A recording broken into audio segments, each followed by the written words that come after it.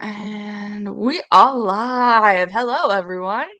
Welcome back to another episode of Star Wars Alliance Podcast, your home on the Geek Ultimate Alliance Podcast Network for any and all things Star Wars. I'm your host, as always, Katie Rensler, and joining me today, he's been here like pretty much the last couple weeks. So, hi, Clay. Clay, how are you doing? I am doing pretty good. I didn't quite finish it yet. I was just listening to my second go around for Tempest Runner. Uh, and I was like, you know what? Just like all the others, I will attempt to listen to this at 2.0 speed just to get it out of the way. And I don't know if it was just more into the production or whatnot. I just could not get myself to listen to it at 2.5 speed. I really like this production, to be completely honest. There was a lot of different voice actors that I recognized, that I was surprised would that was going to be a part of this.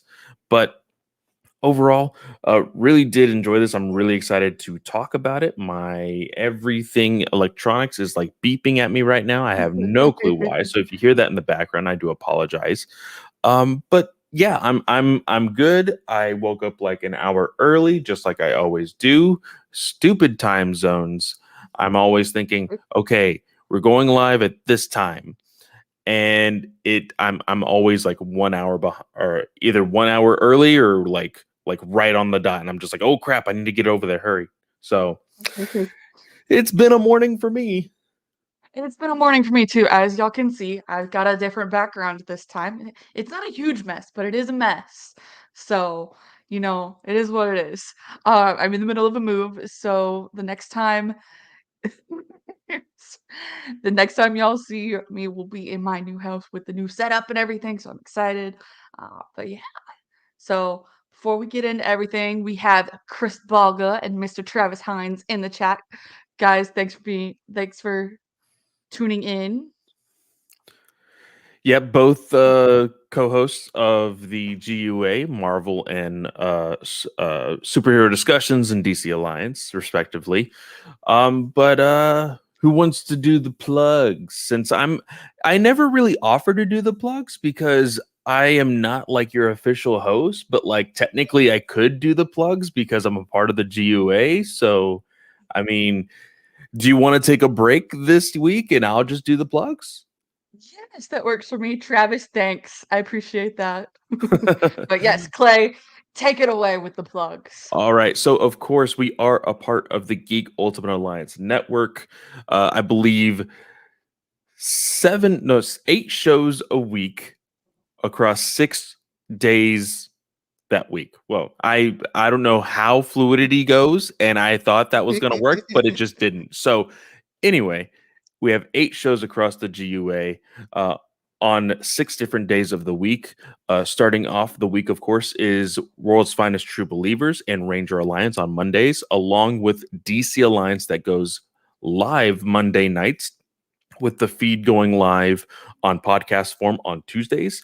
Tuesdays is, of course, also Wednesday is when Superhero Discussions is live on the podcast feed, along with Thursdays, no longer strictly Katie's Day, but it is partly Katie's Day, with her and Joe going on with Star Wars Alliance and a walk through the multiverse.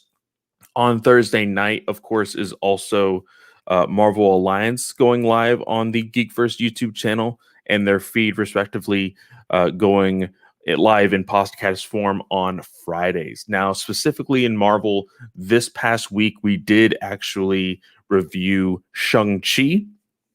I will say, small spoilers here, I dropped the biggest bomb of that review, and I'll go ahead and say it here because I'm super hyped about it. Shang-Chi is the greatest Marvel movie that they have created in all time, in the MCU, of course. It's amazing. If you can safely go see it, go see it. If you can't, unfortunately, you will have to wait the 45 days until it's on Disney Plus.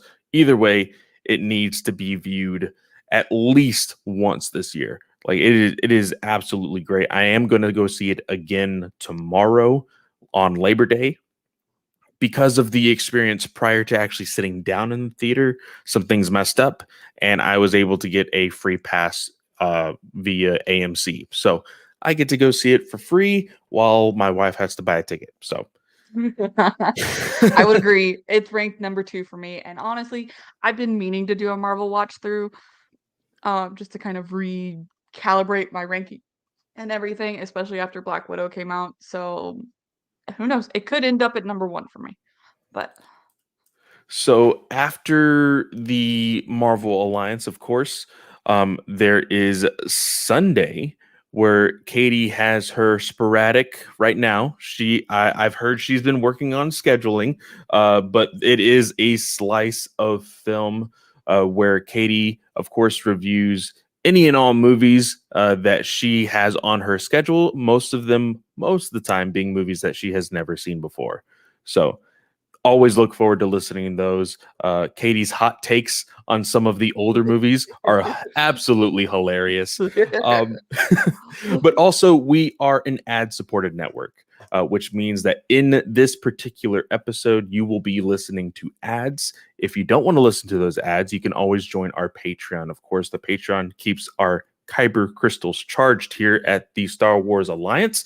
And for just $1, you can support us, or you can get that exclusive tier of shows for $5 a month. Uh, Me, Joe, and Chris talked about a kind of like journalist slash comic book slash industry change with a company called Substack, or a website called Substack. Go check that out on the Patreon. I know that me and Joe are planning to talk a little bit about Hollywood superhero costumes and how it can affect the new Power Rangers series coming up in 2023, now that Power Rangers is no longer working with the Japanese counterpart. So that's going to be interesting. I'm sure that will be a very long discussion because we're going back to like old school superhero movies back in like the 70s and 80s, the evolution of them, and how technically Power Rangers hasn't really evolved with their costumes, and how Hollywood in America can make that change and make it to where, like, I guess audience of this generation can be more willing to be like, hey, look, it's Power Rangers, you know? So that'll be very, very interesting. Be prepared to have that up on your Patreon feeds sometime next week. And yeah, I believe that is it for the plugs. very nice, very nice. Well, I have we have a couple special announcements coming this month, but I'm gonna go ahead and tell y'all 2 of them. So on September 22nd, right now we have Visions launching. And that is a series of anime shorts. We talked about that in the last episode, last couple episodes really. But we will be going live that Wednesday, and that will be the start up of Star Wars Alliance going weekly every Wednesday night at 8 o'clock. Eastern specifically. We may change that time around depending on some scheduling stuff. Who knows? But Wednesday nights will be the new live for Star Wars Alliance. I'm very excited to be going weekly. Um, and then the other thing is that we will also be launching the Star Wars Alliance solo feed. So if you've been following the Geek Ultimate Alliance podcast network for a little bit, you've seen that DC Alliance has kind of branched off. They've got their episodes still on the GUA feed, but then they've also got their own feed. And Marvel Alliance has done the same thing. So Star Wars Alliance is going to be moving in that direction. Very excited about that as well. And we will also be working. I got a couple cool things coming for a giveaway, maybe a signed book or two. So very excited about that. So just stay tuned for that. That will be our next episode is September 22nd. And make sure you tune in that night to find out how you can win some books, some free books, and a signed book or two. So yeah. Very, very cool. I reached out to a couple authors and they were like, "Oh yeah, let's see what we can do." So I got some plans, y'all. I got some plans. Um But yes, thank you for the plugs, Clay. I appreciate it. And y'all, I'm sorry about Slice of Film sporadicness. Again, I've said it in like the past couple episodes of Slice of Film that I've recorded that I'm in the middle of a move and I'm trying. Oh, I So for somebody who has moved, and I've told Abby this, like we just recently moved into this apartment back in December. I told her, now that we've moved, we are not moving for at least 3 years. So until I technically graduate and possibly 1 year after. So, and the reason why is because since I have been with Abby before we got married, we have moved once every year, and we've been together mm, for 7 years. So wow. I can't do it. Like it is too much on me. And some of the, and you can call me cheap if you want, some of the cheapest apartments are like on the third floor. Yeah, no, I'm not doing that again. Nope. Mm-mm. Yeah. No, the house hunting while getting a new job was probably like a terrible idea, but it wasn't planned that way. And so yeah, and once we move, like we're not moving for another 15 years. So I'm like, we're set. I gotta get through. This is the week we're moving, so I'm excited. Very Um, nice. so talk about a little bit of the news. Of course, we gotta hit the news. Not really a whole lot going on the past 2 weeks, but we did get some stuff. So Star Wars Galaxy of Sounds, a series of shorts, is possibly coming this month to Disney Plus after Star Wars Visions. And so this was a tweet by Disney Plus Spain, um, who got these screenshots, uh, and Star Wars Leaks, the subreddit, whatever it's called, got the screenshot of the tweet. And so it looks like it will be coming September 29th, so the week after Star Wars Visions. Um it it looks like it'll be about 7 episodes long, similar to like the vehicle fly-throughs or the Biomes, which is a docu-series on the planets of Star Wars. Um And it seems very similar to those because those were officially announced on May 4th. Or no, they were released on May 4th, one day after they were officially announced.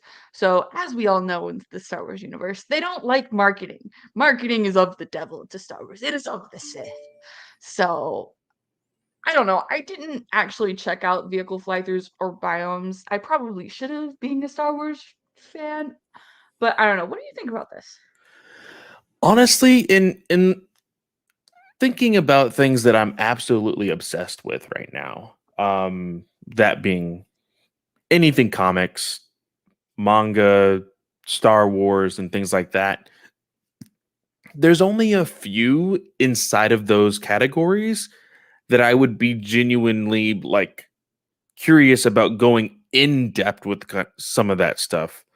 Like honestly, when I think of Star Wars and ships and starting to think more about like, hey, what would I really like to know about that deep into Star Wars?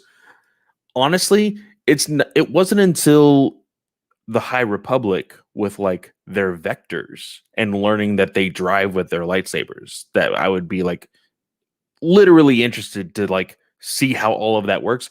It kind of reminds me of uh what is uh the encyclopedias. You remember how there used to be a bunch of those back in the day of like Star Wars encyclopedias, Marvel Yeah. encyclopedias, and all of that. And they would be huge. They would be super thick, and they would show you every little. Like I remember, I had one as a kid that basically showed you every piece of like the more famous quote unquote Star Wars characters lightsabers. Like it would have it kind of like in a 3D model, like sporadic, and they would have small little descriptions over every little piece. And I would like to know probably more about the vectors, but I'm not invested so much into like, hey, let me watch this documentary about like, and it's weird because I'm sure the documentary would probably be a little meta with it and be like I don't know. Like I would have to I honestly would probably have to at least try to watch it because I don't like documentaries that kind of act like they're inside the world. And man, maybe I just don't like documentaries as a whole because sometimes I'm documentaries not are a documentary person. uh, I like everyone loved the Val Kilmer documentary, but I'm not a documentary person, and I just have never really been able to get into it. It's, my wife is a big documentary person, and so like she's gotten me into the Netflix series, The Toys That Made Us. So I've seen episodes of that. Most recently, I watched the Power Rangers ones. But she also had me watch the movies that made us. And so it shows you a little bit on the background of like how they got a movie to actually be made in the sense of like the quirkiness of it, not necessarily the actual like semantics of it, not the real hard yeah, business part of it. And so I'm just like, oh, okay, this can kind of be quirky, it can kind of be funny, but like I'm not over here changing the channel to freaking Discovery or the History Channel and watching, things like Planet Earth or, things like that. yeah, I myself cannot get into it. yeah. So we'll see what happens. But sounds exciting. So yeah. Next bit we have Robert Rodriguez did an interview with Collider, and he was asked a question obviously about Book of Boba Fett because again, Star Wars doesn't like marketing, but it's okay, it's okay. Um, and he said it was a question about plot and characters. And he said, I can't say anything about it at all right now, but it's coming out in December. Wait until you see what's coming. It's going to blow your mind. That's all I can say. I can talk it up all I want because I know it over delivers. It way over delivers. People are going to be so pumped when they see it. Um, and so it's really interesting to kind of hear him say that because when we've gotten typical interviews with showrunners in the past for Star Wars, which granted it's only been like Dave Filoni and Jon Favreau, which very distinct personalities. Robert Rodriguez is being a little more open kind of about it and like kind of get hyped about it, whereas Favreau and Filoni are like, yeah, we'll see what happens. Like, I think you like it, kind of thing. Yeah. So he talks also about the volume, which is the stage they have filmed The Mandalorian on. And they filmed Book of Boba Fett on it as well. And he said, at first I thought maybe it made the most sense for a series because you could have loads that you could reuse and places you can come back to often that would be impossible to get to on a regular basis in a series. I don't know if I would use it very much in a movie where it's just one-off scenes that are done. They're only a couple minutes long and then you never go back to that location again. Like on a sequel to We Can Be Heroes, even I was thinking, would I even use the volume or would I shoot a traditional green screen again? Because I got some pretty cool stuff. So, um, the volume has been like it's very unique like green screen effect. So it's interesting to hear another director kind of talk about it in that sense. But that's really all he said in the interview. So um Yeah, I'm pretty curious on how the industry is going to change for the better, to be completely honest, with the volume. We know that The Mandalorian was really the first to kind of use the technology, I believe, and then mhm, moving more towards like productions that happened this year. We saw that Ant-Man Quantumanium over at Disney is also using it. We know that something like the volume, because I don't think technically I think the volume itself is a Disney production product yeah. as far as technology goes. And so I don't know if it's the exact same thing that everybody else is using, but we know that Black Adam has used something like it. So Mhm. I'm really interested, and mainly just because right now we all know that COVID is still a very big thing, and they want to stay safe about it. But also, it's the smartest thing to do when it comes to things like Star Wars because you're creating completely new planets and like the Mhm. terrain on those planets. And so it's like, yeah, a giant set and like handmade jungles would be really, really cool. But sometimes people can't do that, you know? It's just kind of a Yeah. little unrealistic on your expectations on something that crazy. So creating something like the volume to kind of let your imagination go wild in a property like Star Wars is should be really, really fun. Yeah, and it makes sense for, like, Quantumania, right? With, like, the quantum universe, so a lot of that's going to be very similar, like, what you see in that landscape. So, yeah. I'm interested to see how it will get used in the future, but I would think to agree with him that sometimes, like, the big scene isn't necessarily the big volume isn't worth it for scenes that are gonna last minutes in a location, um, versus, "Hey, we can come back to Tatooine several times in this series." So, Yeah. next bit of news. So we have Star Wars News Net got exclusive images and details on Hayden Christensen's return as Darth Vader in Obi-Wan Kenobi. Um, so let me share here. Let's see. So we got a very nice looking like face mask, kind of the ports that the suit feeds into, as well as some just like a big harness kind of thing, as well as Now, glowing hands.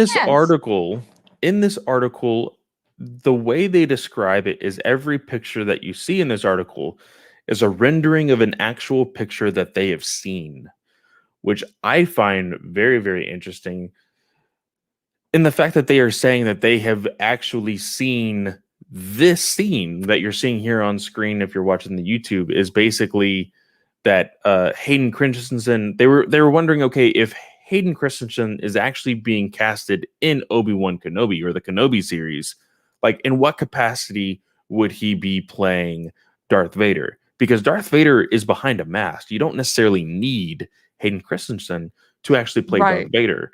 And So Hayden Christensen really doesn't have the height to kind of do it. Like I believe in the prequel series, in the prequel movies, he was on he was in lifts to like give him the full Darth Vader effect. And we know like in the original trilogy, Vader was played by three different actors.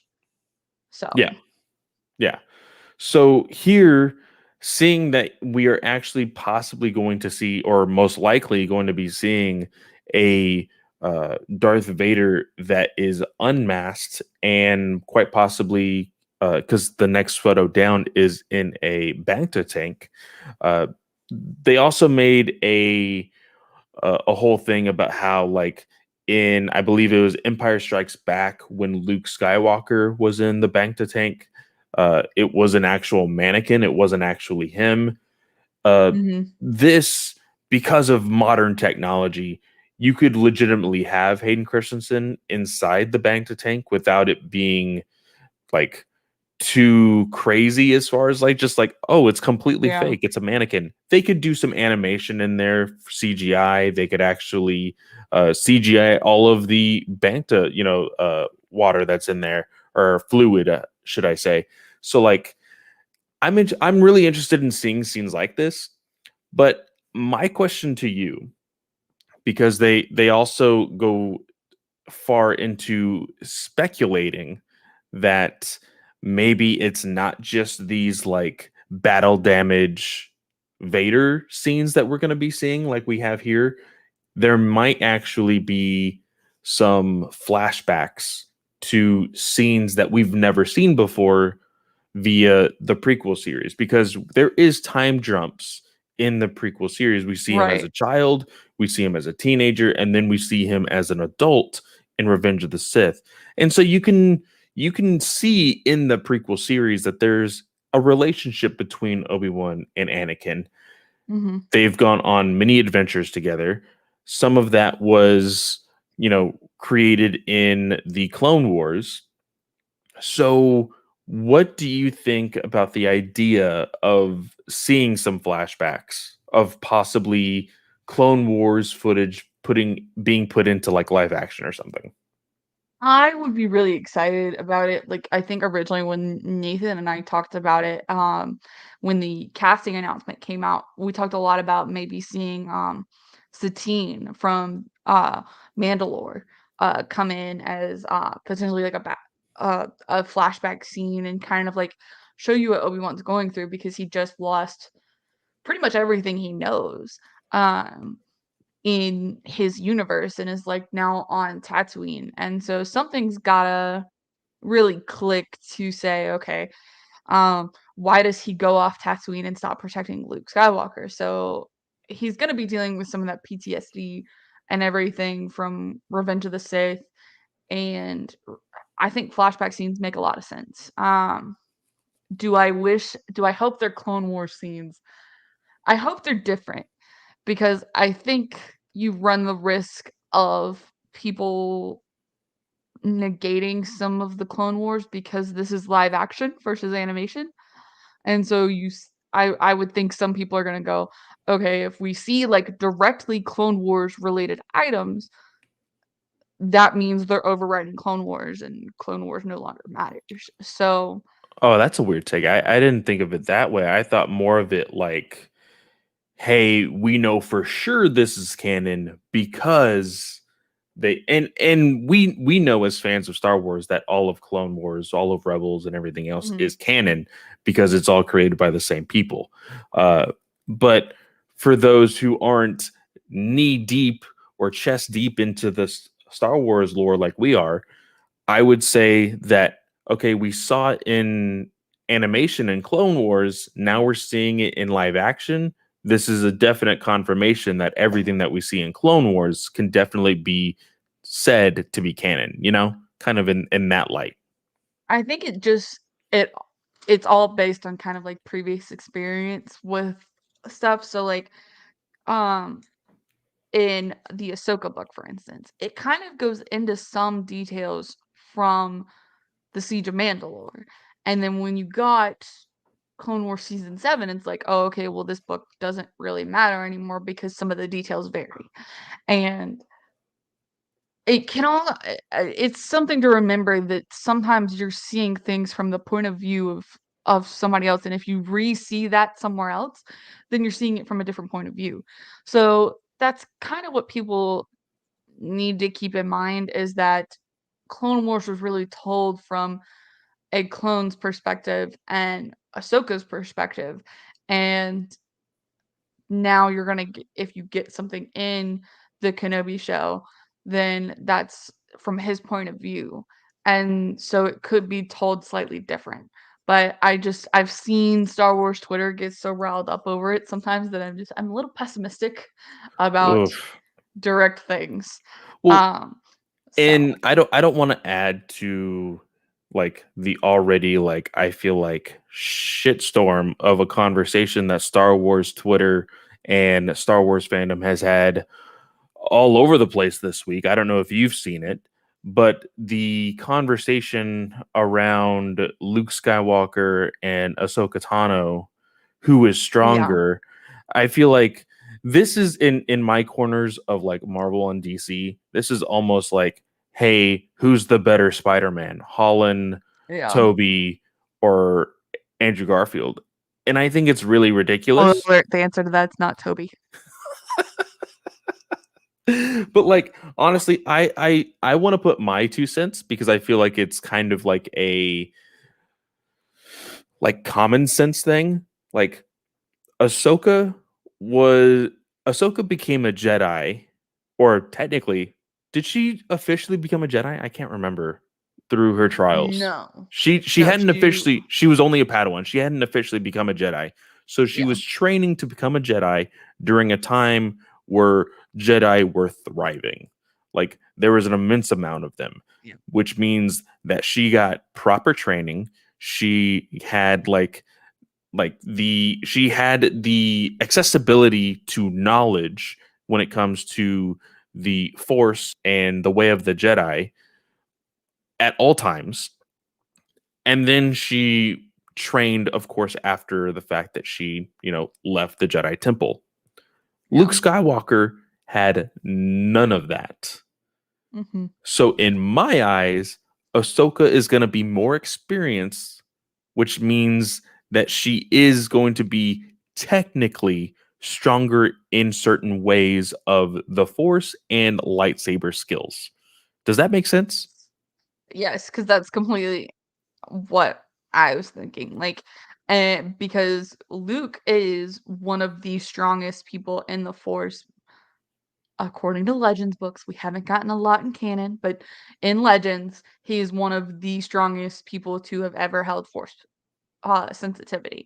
So, but the thing is here, if you apply that same thing here, um, in the Mandalorian time frame, Ahsoka has the training and technicality, whereas Luke really only has brute strength. He's in the middle of trying to learn more about the Force and trying to learn how to manipulate things better and basically provide more control to what he has. And that's what you see in The Last Jedi is he's got a level of proficiency that shows that he's trained in a lot of things, and can apply that strength that he has across planets. So in this case, at the Mandalorian time frame, Ahsoka though rocks more because technicality and training will always provide you an edge over brute strength. So Yeah. that's my opinion too. And that seems like a very good point to stop for a quick ad break. Y'all remember we don't get to choose who the ads are from, nor how loud the ads are, nor how many times you hear the ad in the same episode. So we apologize in advance, but we appreciate y'all for supporting the network. We'll be right back. And 3, 2, 1. And we are back. Thanks for listening, y'all. I appreciate it as always. Uh so our next bit of news, oh gosh, sorry y'all, I should have googled how to pronounce this. Thandoi Newton, who played Val in Solo: A Star Wars Story, um, opened up about her experience shooting the film and how she felt that there was a huge mistake made with her character. Which, spoiler alert, if you haven't seen Solo, she dies. Um, so obviously, kind of if you've been engrossed in Star Wars production before, Solo had a lot of issues during the production to the point where they switched uh, directors midway through and reshot a lot of the film. Uh, it put a lot of pressure on the schedule, and apparently Bob Iger refused to budge on the May 2018 release date Disney had set for the film. And as a consequence, sacrifices had to be made with the production. I did not realize that apparently Iger had refused to move the release date. I know there was a lot of things said about, okay, well, they've got Ron Howard in. Why aren't they moving the release date? And the fact that, like, we literally got no promotional material, not even like a set image until the trailer for the Super Bowl in February. So it had literally 3 months of marketing for Solo. I didn't realize that. Yeah, the whole thing, I mean, famously when it comes to the whole thing with directors changing and everything else, if you have listened to DC Alliance, you know all about, of course, the entire shit show that was dealing with Zack Snyder and his Justice League movie. But this Solo movie was something that I was very interested in as far as the background, just because I had never really heard it outside of that. And I believe Solo was right before Justice League. I can't remember exactly. It's been a while since I've seen Solo, and It I was don't right know. after it It was because right after. Justice So League came out in November 2017. yeah. Okay. So that makes sense. Yeah. So we heard all of that, and then all of a sudden, news started to come out about the Solo movie. And for me, I'm always one to hear or see the like creativity of the individual that never really got a shot, and learning so much about how they changed this movie as well. You know, I don't ever see a big franchise like Star Wars having an individual that's like, or having at least one individual movie that's like, hey, give us this cut. And although I really love Solo, I like there's a lot of people, and I will say a lot of fans of Solo that want some sort of continuation of this movie. So including Star Wars Newsnet, which we typically pull our news from. So it wasn't necessarily a horrible movie. I enjoyed Solo. My question that I will never get answered, which really sucks, is would I have enjoyed it the first time with nothing cut if the creators got to make the movie that they wanted? And I know it's a never winning battle for that argument because I mean technically we're never going to see it, so there's no argument there. But the fact that they never got their chance, that's the big thing, you know? yeah, and I think that's something that really sucks about a lot of productions. Like you've got Phil and Lord, or yeah, Phil, is it Phil and Lord? That may be the same person. But the ones who did the Lego movie, or Hmm. no, this is Into the Spider-Verse. They Yes, did that yes, one. yes. Sorry. Lord and Miller. That's what it is. um y'all, I'm sorry. Sorry. Um It's still early. and it There's an is. excuse there.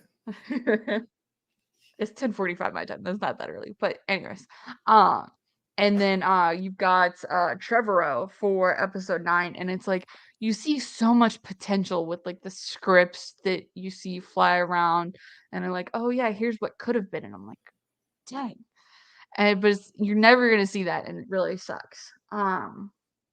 So with uh Newton's uh statement. She said, I felt disappointed by Star Wars that my character was killed. And actually, in the script, she wasn't killed. It happened during filming. And it was much more just to do with the time we had to do the scenes. It's much easier just to have me die than it is to have me fall into a vacuum of space so I can come back sometime. That's what it originally was, that the explosion and she falls out and you don't know where she's gone. So I could have come back at some point. But when we came to filming, as far as I was concerned and was aware, when it came to filming that scene, it was too huge a set piece to create. So they just had me blow up and I'm done. But I remembered at the time thinking, this is a big, big mistake. Not because of me, not because I wanted to come back. You don't kill off the first black woman to ever have a real role in a Star Wars movie. Like, are you fucking joking? And that was an interview with Inverse. And I would have to agree with her. I felt like she could have done a lot better at, like, mentoring Han and maybe even, like, helping in that final scene because I love Solo. I love Solo with an utmost passion. It's one of my favorite Star Wars movies to just go watch. If I want a Star Wars movie, oh, yeah, let's turn on Solo because to me, watching the trilogy movies, however much I do love them, it always makes you feel like you have to go to the next movie. So I never feel like I can just step in and go watch one of the trilogy movies. Yeah. So I love watching Solo. And for me, there's a lot that I love about it, but there's also a lot where I can go, yeah, that could have been done better. And she's completely right. Like she's the first black woman to have a major role. And then all of a sudden you're just like, oh yeah, you can go bye bye. What? Now, she trying to remember because like I said, it's been a while since I've seen the Solo movie, but she wow, when was the last time I watched the Solo movie? Holy crap. Might have been What? early 2020 actually. But she detonated the bomb early to sacrifice herself, right?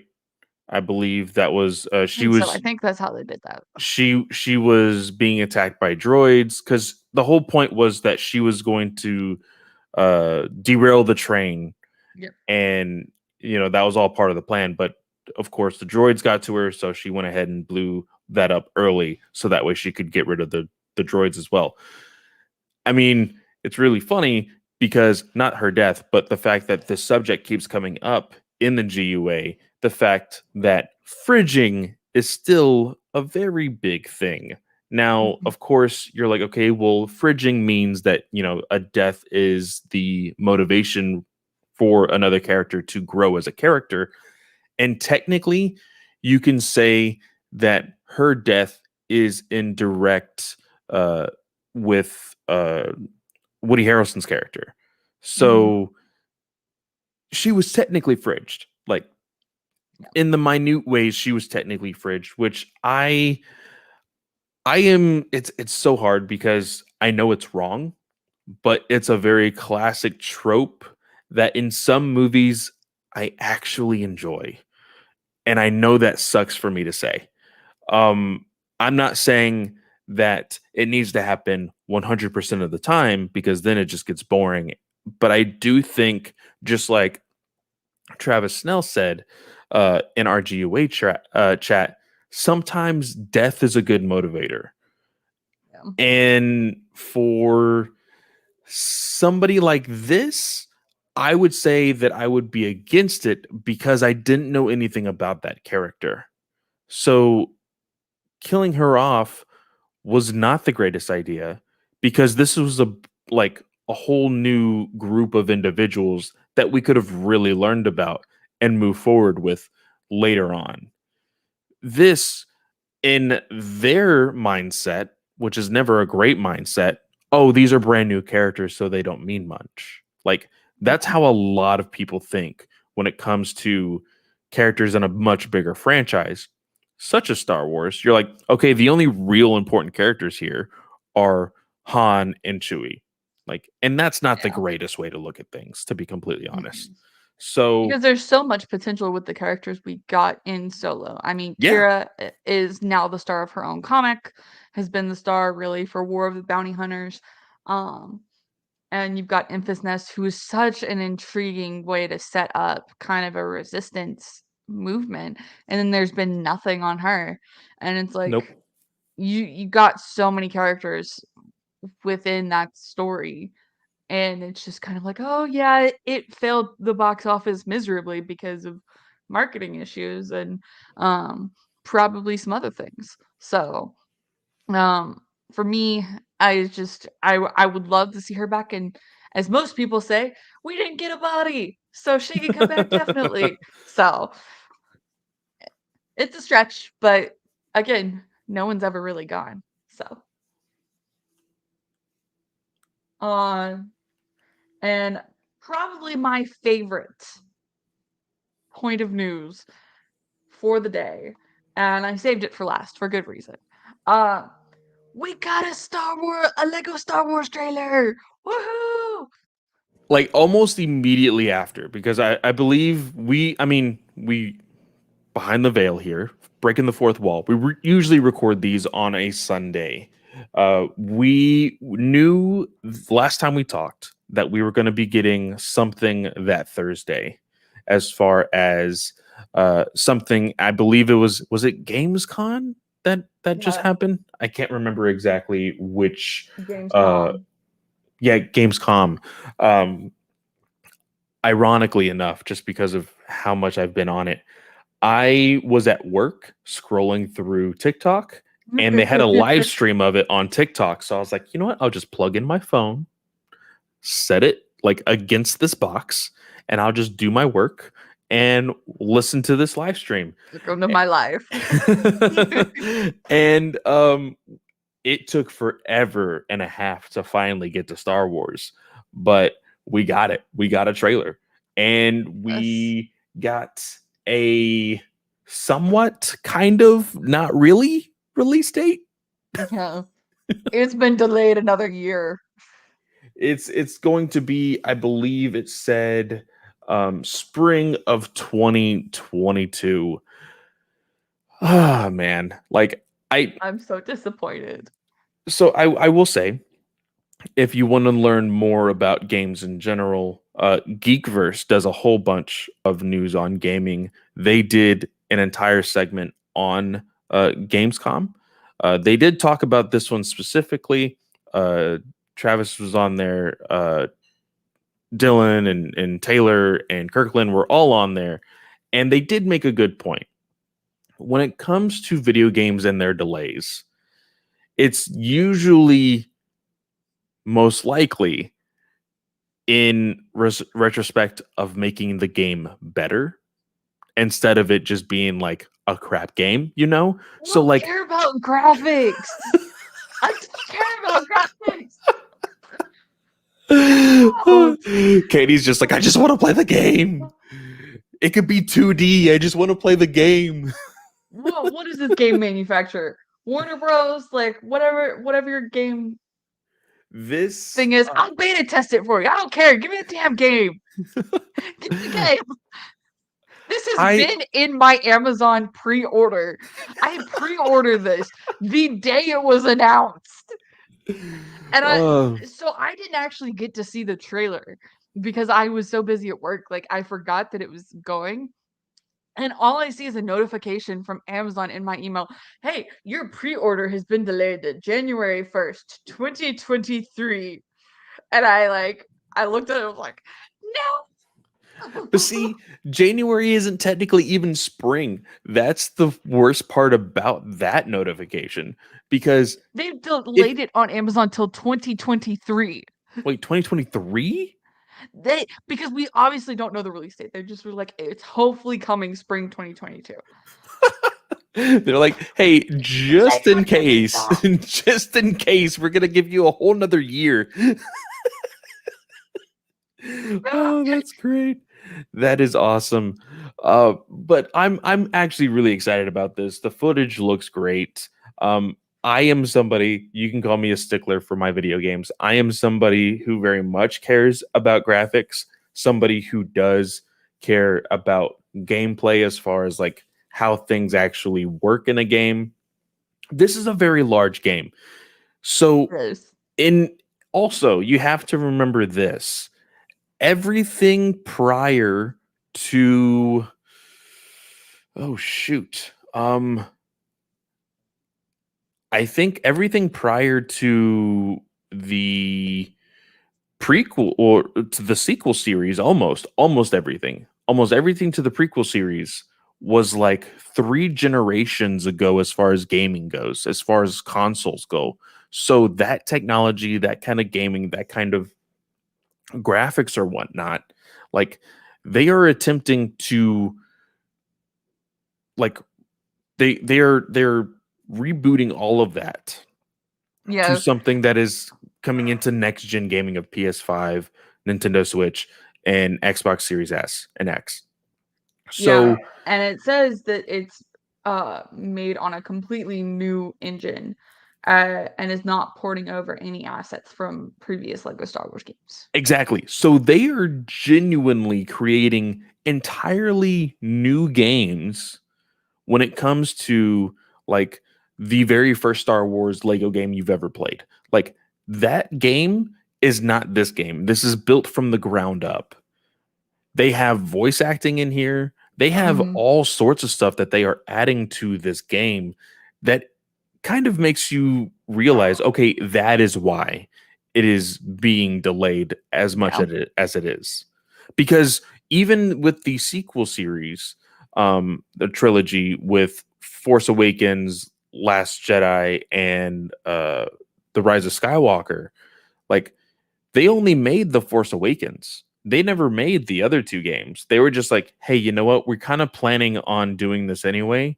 So let's just create all of it in this one game. So they don't have nothing. They like all of this is from the ground up, which is absolutely insane. Yeah, it's a very massive undertaking, and the trailer looks spectacular. So I'll give them that. But I'm like, could you not have like given us the prequels and gone, okay, the prequel is done? Because I get shit ton of updates for like Lego Harry Potter, and Lego Harry Potter hasn't had any updates in the past like 5 years, like in terms of gaming play. So like I get updates regardless. So can I not just have like part of it and then you just update it later? And Can that be well, how this works? that is a double-edged sword because so many people say that. So many people are like, just give me the game and then you can have quarterly updates, right? And then the game comes out knowing, hey, you're only going to get part of the game. And then people crap all over it. They're like, hey, we promise we'll understand. And then the day it comes out, people try to beat it within that first day and they're just like, this only feels like half of a game. What's wrong with you? Why did you release it like this? And it's just like because you People told us suck. to. Like that it's a very unfortunate thing. So one of the biggest mistakes in gaming history recently is that of a game called Cyberpunk. That Yes. game was not ready whatsoever. But the fans wanted it so much that they were like, okay, fine, we will release it. And because it's an online game, you will be getting updates periodically. The launch of that game was so bad, Etched so much. so bad that that company basically said, "Hey, we lost billions of dollars, not thousands, not millions, billions of dollars, and so yeah, we're not going to attempt to release any kind of like remaster of this game. We're not going to even attempt to finish it because we're never making that money back." So those who got it, got it. PlayStation never even got the chance to play it because it was so bad on PlayStation. They actually took it off of the PlayStation Store and they have yet to put it on there. Like games can really screw up a company, and they genuinely just want to make the perfect game. Yeah. Yeah. That doesn't negate the fact that it was supposed to come out last. But anyways, I'm sorry. I'm being selfish. I love the game no matter what, and I understand shit happens. I'm a computer programmer. Like I know how this stuff works. Like you screw up one thing, you can screw up a bunch of things. And so I'm like, if an update has to be made, then an update has to be made, and I'm fine with that. But I know a lot of people are not as nice as me, so um, so I guess that really concludes today's scope of Star Wars news. So upcoming things for the month of September. We've got a lot of comic book releases this month. A lot of comic book releases. But we haven't covered comics really in the past, so I'm sorry. We don't cover those. We're busy. We're busy with a lot of stuff. Clay's busy, Nathan's busy, I'm busy. So we got to pick and choose some things. But very exciting things. So the trade paperback for the High Republic 1 through 5 is coming out on Tuesday. So that's issues 1 through 5, and so then I will finally be able to get caught up on that because that's what I was waiting for on that. So I'll give you my opinion on that after I get my trade. And then the manga, which is by Justina Ireland and another author, 2 days coming out Tuesday as well. Yes. So I've got both of those shipping to my door Tuesday, so we'll be able to talk about that a little bit. Probably not the next episode of Star Wars Alliance, but we'll talk about those in the near future. Strictly because Visions and everything is that I day. know it's So coming. It's so close. So it's so so excited. close. And then we got Visions, obviously, and then maybe that short. And then we're pretty much silent. Oh, so October has Ronin, which is the book based on one of the Vision shorts, and that is by Emma Condren. Uh, and so we'll cover that probably the end of October. I'm very excited for that. A lot of Star Wars reviewers got their advanced readers copies and have had very glowing things to say about that. So I'm very excited to read that. November has Thrawn Ascendancy number 3. So I'm very excited to read the end of that. And then I think that's it, really. That's it until January. Book of Boba Fett is in December, and then more book stuff in January. So, I'm like missing some of my Del Rey books. Like, Yeah, Del Rey, where's my Star Wars books? it's gonna be a little bit of a lull. For what 2.5 months, Yeah, maybe a month and a basically. half. Because I think Thrawn Ascendancy comes out beginning of November. Okay, yeah. So about 2 months, and then January starts phase 3 of the High Republic. So wave 3 of phase 1. Excuse Yeah. me. Wording is important. So y'all, we're gonna take another ad break and come back to talk about Calvin Scott's The Tempest Runner or Tempest Runner. I keep calling it The Tempest Runner. It's Tempest Runner. So we'll talk about that when we come back.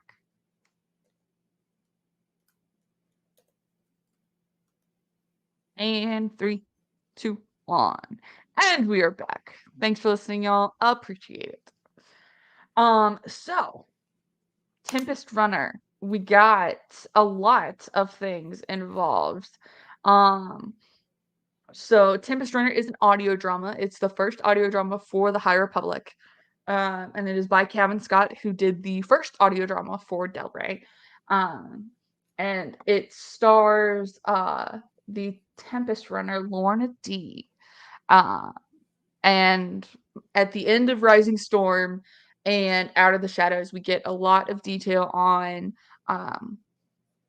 what the Republic thinks they know about the Nihil. And in that, they believe that Lorna D is actually the eye of the Nihil, when in all actuality, that's Marchion Rose. So, they kind of dive in, and she goes after, what does she go after? She goes after something, and then ends up being captured. Oh, she goes after one of the Starlight Beacon stations. Yes. In the very beginning, And yes. the Republic figures out that that's the Lorna D. And so they quickly go after her to try and take down as much of the Nihil as they possibly can. And long story short, she ends up in prison, and we kind of dive into a lot of her backstory and how she came to be who she is, with her childhood and all that stuff. And then at the end of it, she gets back to the Nihil, and she's a changed woman.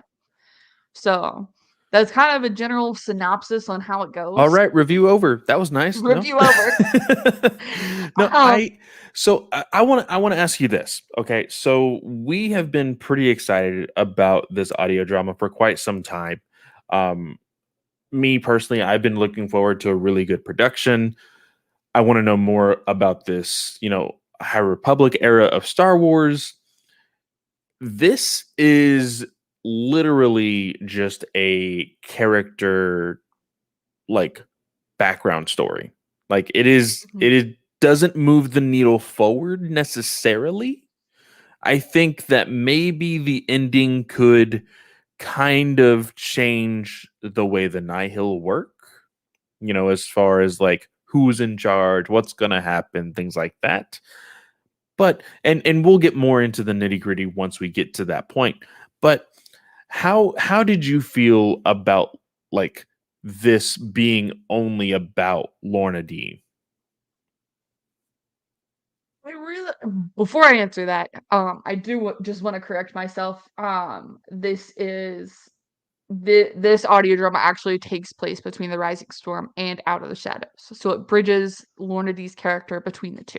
So important Oh. point in the timeline, because I like So knowing where everything is I in the need to think more about how that works because I timeline. didn't like for me, I'm a linear person. So it's like, okay, these books come out in this order. That's how it comes out as.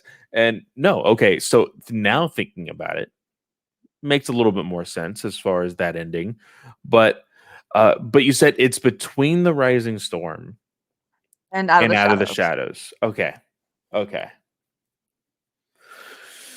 Okay, I still have one So big question, but we will get to it when we get to it.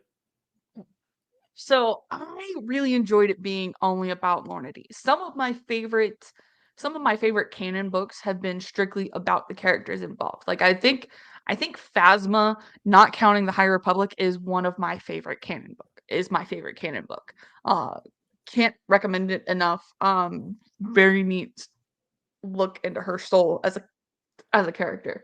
Um so for me, I really enjoyed kind of this deep look into her background and kind of who she is, because obviously some of the most intense stories that you can get is about the villain and how they came to be who they are and why they didn't choose a path towards the light or a path towards the medium. And Lorna D, from what we've gotten in the rest of the High Republic books, has been always more towards the end of it. Like they dive very deep into um dives very deep into the villain sort of perspective. Uh, so I really enjoyed it as a in-depth character look. What about you? I enjoyed learning about her character because this is almost the epitome of history can repeat itself. If you Mhm. pay attention to the story from the very beginning all the way to the very end, it is literally like th- there's two stories being told, but Mhm. it plays almost in the exact same way. Yeah. So I kind of like stories like that only because it shows whether the character has grown or not. Because if the character makes the same mistakes, falling into the same traps, then of course you learn that character has learned nothing. But if you see a character genuinely like making smarter moves the second go around, you're like, okay, you've learned. That's good. That Yeah. is character development. That is what I love, and that is what we got. In all honesty, now this book also includes a character that I absolutely loathe in the High Republic books. I Animator. I am done with Pan. I I don't want him. I don't want him anymore. Like no, Ian, go away, Pan. Nobody likes you. he's like and to the point of like there's these moments of oh, is he dead? No, he's not. Oh, is he dead? Oh, no, he's not. Oh, is Mhm. he dead? Like in every book that he has been a part of, there has been that moment. And it's a very big villain trope, don't get me wrong. Sometimes it's played well, sometimes it's not. With Pan, it is very clear that Pan is a character that thinks he is bigger than he is. Now, don't get me wrong. If you look at his character design, he is meant to be a very large character. He is menacing. He is like the stereotypical villain character. Don't get me wrong. But he also has a like stereotype that I don't like in villains is like the cowarding villain that always hides and then comes back, you know? Sorry. I was wondering what you meant by like his character and everything. And I googled Pan Ada. I'm sorry, y'all. I have to interrupt this. This is what I googled and the images, and it came back with pancetta.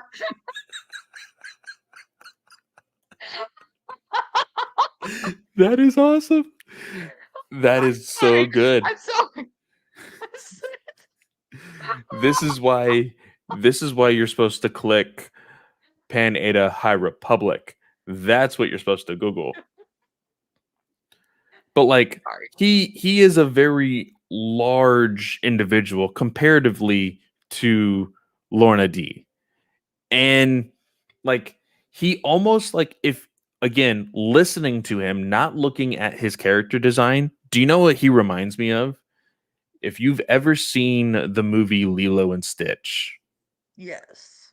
the Can't you? giant shark alien dude, Can't you? he like I would expect him to be like that. And then when I looked at his character design, I'm like, okay, he's not that big, but he is big. And I like he is almost, he also reminds me a lot of General Grievous, somebody who Yeah. always protects his own skin first, tries to escape, and then comes back and be like, "Oh, I'm still the badass." And I'm like, "No, you ran away from a fight. Like you have no honor in majority of the things that you do. Don't get me wrong, these people are evil, so honor is like not really a big thing for them. But like, I don't know. I'm kind of done with Pan, and I'm pretty sure now. Again, need to finish my second re-listen to this. Spoilers, but I'm pretty sure like there is no uh like he's no more. He's He's got to be no more. I like like he was I thought poisoned, his throat was slit, and now he's shot. Like, please, like, no he's got more. to be dead. Please hire public authors. He's dead. Leave him dead. Like, We've and I heard of could have dealt with reanimating characters in Star Wars, but please, no, just like he's dead. Like, leave him dead, be. dead. Um, no, because I thought in the end of I think it's the Rising Storm, they all blend together sometimes. I'm sorry, y'all. Um, I read a lot of books. um, I thought in the Rising Storm, like when he takes that escape pod, I was like, okay, he's gone. Like, sure, okay, maybe he survives, but he's gone. And then no, he's just back. It's like, He's the why? first thing you hear in this whole thing. You know, this whole story of him, like he was on this random planet in this cantina, and then this guy is telling him this story, and I'm just like, oh, buddy, Just happens to be telling him if the you only story. knew who you're telling the story to, Jesus. Well, and like I have a lot of this is the one thing with audio dramas. I have a lot of problems trying to identify the characters based on the voice. Like I kept getting Tasia and Lorna D confused when they were talking because of like the very similar accent that was being applied. Hmm. And so I didn't recognize it was Panetta until literally the very end. I lied. Okay, I think I looked up who was voicing Markion Rowe and it was Mark Thompson because I was like, okay, that sounds very familiar. Where is that coming from? So Mark Thompson plays Mark Rowe in this. He also plays Panetta. So I'm like, oh shit, like I should have known. Why didn't I recognize that? Um, but I still think at that point I was like, oh, okay, so Pan Ada is going to be in this. I didn't recognize that there was going to be Pan Ada in the present tense until he shot the other guy. Yeah. So when what was it? When she so what was the ship was called the Resilience? Resilient? I Okay, can't hang on. Let remember. me the restitution. The Restitution. I knew it was an R word. The Restitution. So so let's before we get to the Restitution, let's go from the beginning, quote unquote, this whole Mhm. story about her getting captured and also Yeah. dying at the same time. I So, found that very interesting because okay, so most of the crew does not know who Lorna D is, what she looks like. Very few people have actually seen her face, and it's mainly her bridge crew who knows who she is. And yes. so, but but we know Lorna D is is a Twi'lek. Yes. So how do the Jedi get fooled by a droid in her mask? So, I would assume now also people who have not listened to this audio drama, I don't know what you're doing. Go listen to it. It is only, I think, like 6 hours long. It has a total of 8 parts, majority of them being anywhere from 30 to 40 minutes, two of them being like an hour and some minutes long. Really good. Go listen to it. The first part that we're talking about right now is called The Retreat. This, so what happens here is she tells her crew, you need to leave, get on to the escape pods. I'm going down with my ship. Now, to your point, we do find out that it was most likely a droid that she fooled everybody with. She most likely put like a heavy coat on this droid, put the mask of her very famous Tempest runner mask on that Yeah. droid. My thing is her, I'm sorry if I'm pronouncing this wrong, her Leku Did she just have like a spare So I'm fake wondering Leku? about, like, how Like, does she get because away with, they like, made it a point to say that they had Leku because they recognized it as a Twi'lek when shooting the Twi'lek. So that's the only thing that confuses me. So so maybe I'll- she had this plan the entire time, like, if her ship gets boarded. I think so because again, the one it's so funny how like I hate Pan, but I am really enjoying Lorna D's character. They are essentially the same character. Yep. Just one has had the upper hand on the other, uh, and I think it's because Lorna is smarter than Pan. Let's just throw that out there right now. Very much so. The reason being, like Lorna runs away from fights that she cannot win when she figures out that she cannot win. Pan runs away from fights when he's about to die. And then he's like, oh crap, this is too much for me. I need to run. So, two different perspectives on that. But Lorna, I feel like in this retrospect here, like she, throughout the entire book, from her past to the present to the very ending of the book, she plans ahead. She is always like one or two steps ahead. I'm not saying that she is like 10 steps ahead because she does get into some trouble, but she is thinking in advance to be like, okay, how can I stay alive? Yeah.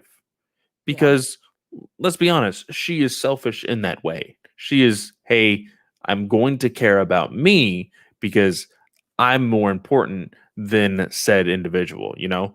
Yeah. So we do find out that her only reasoning for giving that speech to her crew was that she was going to go find her secret escape pod that some crew members had actually found. And she just so happened to make it like sound like in a way of like, oh, I actually was able to escape. Now I can escape with you guys. Let's go. But before that, there's a moment with the droid that is, pretending to be her. Yeah. Some of the Republic soldiers and two Jedi that we have already And known we about. get and we get the very hot shot perspective from these pilots. Like, they're Oh very yeah, much like, "Oh, yeah, we got this," like, and the 2 Jedi we've got is Nib Asik and Buri Yaga. yeah. Those are the 2 Jedi who are going after Lorna D, and I love Buri, though I We gotta say, I the I had not Wookiee. heard much from Burry other than the other two books that we have read with him in it. That being, of course, the Light of the Jedi and the Rising Storm. I Yep, had not read because I think there is a children's book of the High Republic yeah, where he I haven't is read those. the head of the story. I believe. I know that he's prominent on the cover, so I don't know if it's mainly his Yeah, story. there's 2 of those. So there's one at the beginning with, I don't remember the titles, but there's one with the emergences and then one on the, Vala planet. Okay, So, okay. Well, like when I heard Neve, right? Is that her name? Nib. Is it Nib. Nib? I think it's Nib. She called him Burry, and I was like, oh, that's such a sweet name. Instead of Mhm. Burryaga, I was like, oh, they have nicknames. That's cool. Um, but my God, when they actually like they had me on my toes for when like you find out that the mass was rigged with an explosive and like, oh, we need to push them with the force, make sure that everybody stays alive, and then you don't know what happens, right? You find out after the fact. Oh, and also more Jedi that are involved are actually in the High Republic trade that we both need to read. I have been skimming through those. I have not been able to resist. I have been looking at Me my too. review copies and just kind of skimming them, kind of seeing what's going on. The characters that show up here are, oh shoot, who Havar is Chris, Keeve Trinus, and Skier. Skier? Yeah, yeah. Skier is one of the biggest ones because his character arc, you don't necessarily know what's going on in this book unless you read that trade. I So, think. That's, I think, a downside of having so many different forms of physical media involved because at some point you're gonna have to pick and choose. But Yes. there's a depth of perspective here into Skier's psyche that's been going on in the comic, and we'll dedicate once we get the trade, and we'll kind of dive into kind of what's been happening on that side of things. But I'm just with Skier, it's so hard, I guess, for me to like really connect to him in this when you know what's going on in the others, Yeah. and it's like, But so like the big thing is that he feels that he is losing connection with the Force. yep. Chris says that that is impossible, which we know that's not true. People can shut themselves off from the Force. Um, Mhm. but I guess it is maybe impossible to completely cut yourself off from the Force, but that is neither here or there. But we kind of see like he is like being very malicious towards this crew member, Yeah. and like you're like, okay, like settle down now, like you don't want to like go to the dark side. What is going on here? And this is kind of what I was talking about in the Rising Storm, this very interesting aspect of like these characters, these Jedi kind of tote the line that the Jedi in what we see as modern Jedi would not see as anywhere Mhm. near okay, right? Yeah. Um, and you can clearly see that the other Jedi are like, okay, well, you're gonna be going along this journey with him. He won't be lost. Like we just need to, be with him. So they are concerned for him for sure. But this whole incident ends with uh Lorna D getting captured. And it Mhm. was like in this whole aspect of like she like no longer has her mask, so she's not seen as a Tempest runner. Mhm. She's just seen as a crew member. And so when we move to the second part, which is I believe it is called Remembrance, this is when we start to get a little bit more into her backstory. She wakes up on a Republic ship. One of the Republic soldiers that did survive is very angry at all of the Nihil soldiers or crew members because his friend did not survive. He wants to take revenge on that, and Lorna actually saves. Oh shoot, what was Tasia? Tasia? Yeah, she saves Tasia from this Republic soldier, and that's when we learn Bori didn't actually die. Like, because Yeah. that was I was afraid that Boryaga actually died on the ship, and I was Me like, too, because I was like, "You can't kill you Birdie!" can't kill the only Wookiee that's a Jedi right now. Like, that is so messed up. Why Mhm. would you do that? And then you just like in the middle of the Jedi kind of talking to each other about the incident, you all of a sudden you hear him like screaming, and I'm like, oh, thank God, he's alive. Okay, we're good. Everything is right in the universe right now. Yes. But we we learn that because nobody has seen Lorna D's face, she's actually able to be this little chameleon in the Mhm. sense of like, oh, well, what's my name? My name is, and she gives a separate name, and it is shoot, Sal. Sal. I again, I knew it was an S name. Uh, she gives this bogus name, and Tasia's like, why did you do that? She's like, well, nobody's seen my face. Nobody knows who I am. And you're not going to tell them. And she's like, oh, I'm not? Why would I do that? And you start to see like this power struggle. Cause like, yeah, Mhm. you were my Tempest runner, but But now we're in jail. we're not part of the Nihil anymore. And this would make more sense with this being after the Rising Storm in particular, because of all the chaos that happened in that book. There are like rumors and small whispers of the Nihil basically dying out. Like Mhm. they are they are either non-existent or very little in numbers throughout this entire thing. So then uh Sal now is her name. Mhm. She is being questioned, right?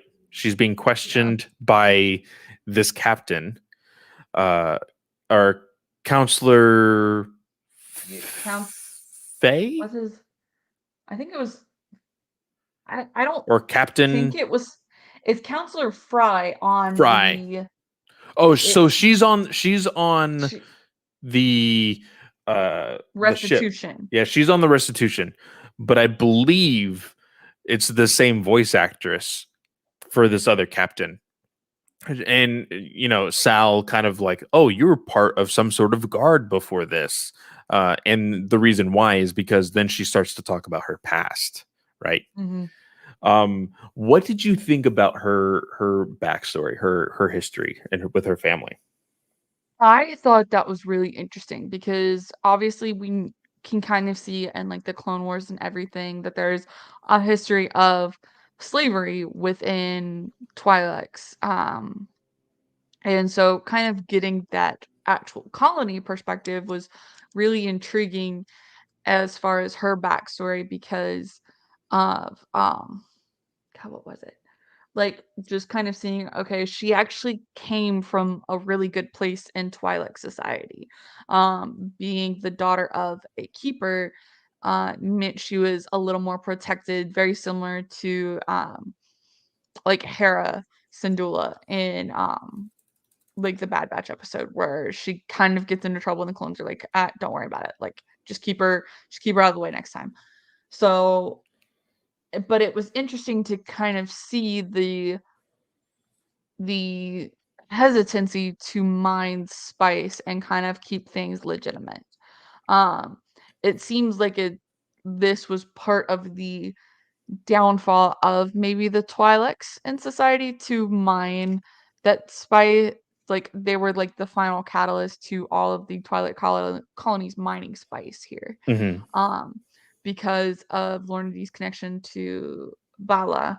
Um, and everything, and as soon as he's like, "Oh, yeah, we're going to, like, banish your dad and your sister and your brother, and you will take over as keeper," and I was like, "Girl, he's bullshitting you, like, so I'm hard." so glad he got what he deserved. Like he Oh, got me his too. his due justice. Like Bala, as like he is a very like mustache twirly villain in this book. Mhm, Which I mean, there's always a good mustache twirling villain in really good stories. I know some of them can be very stereotypical.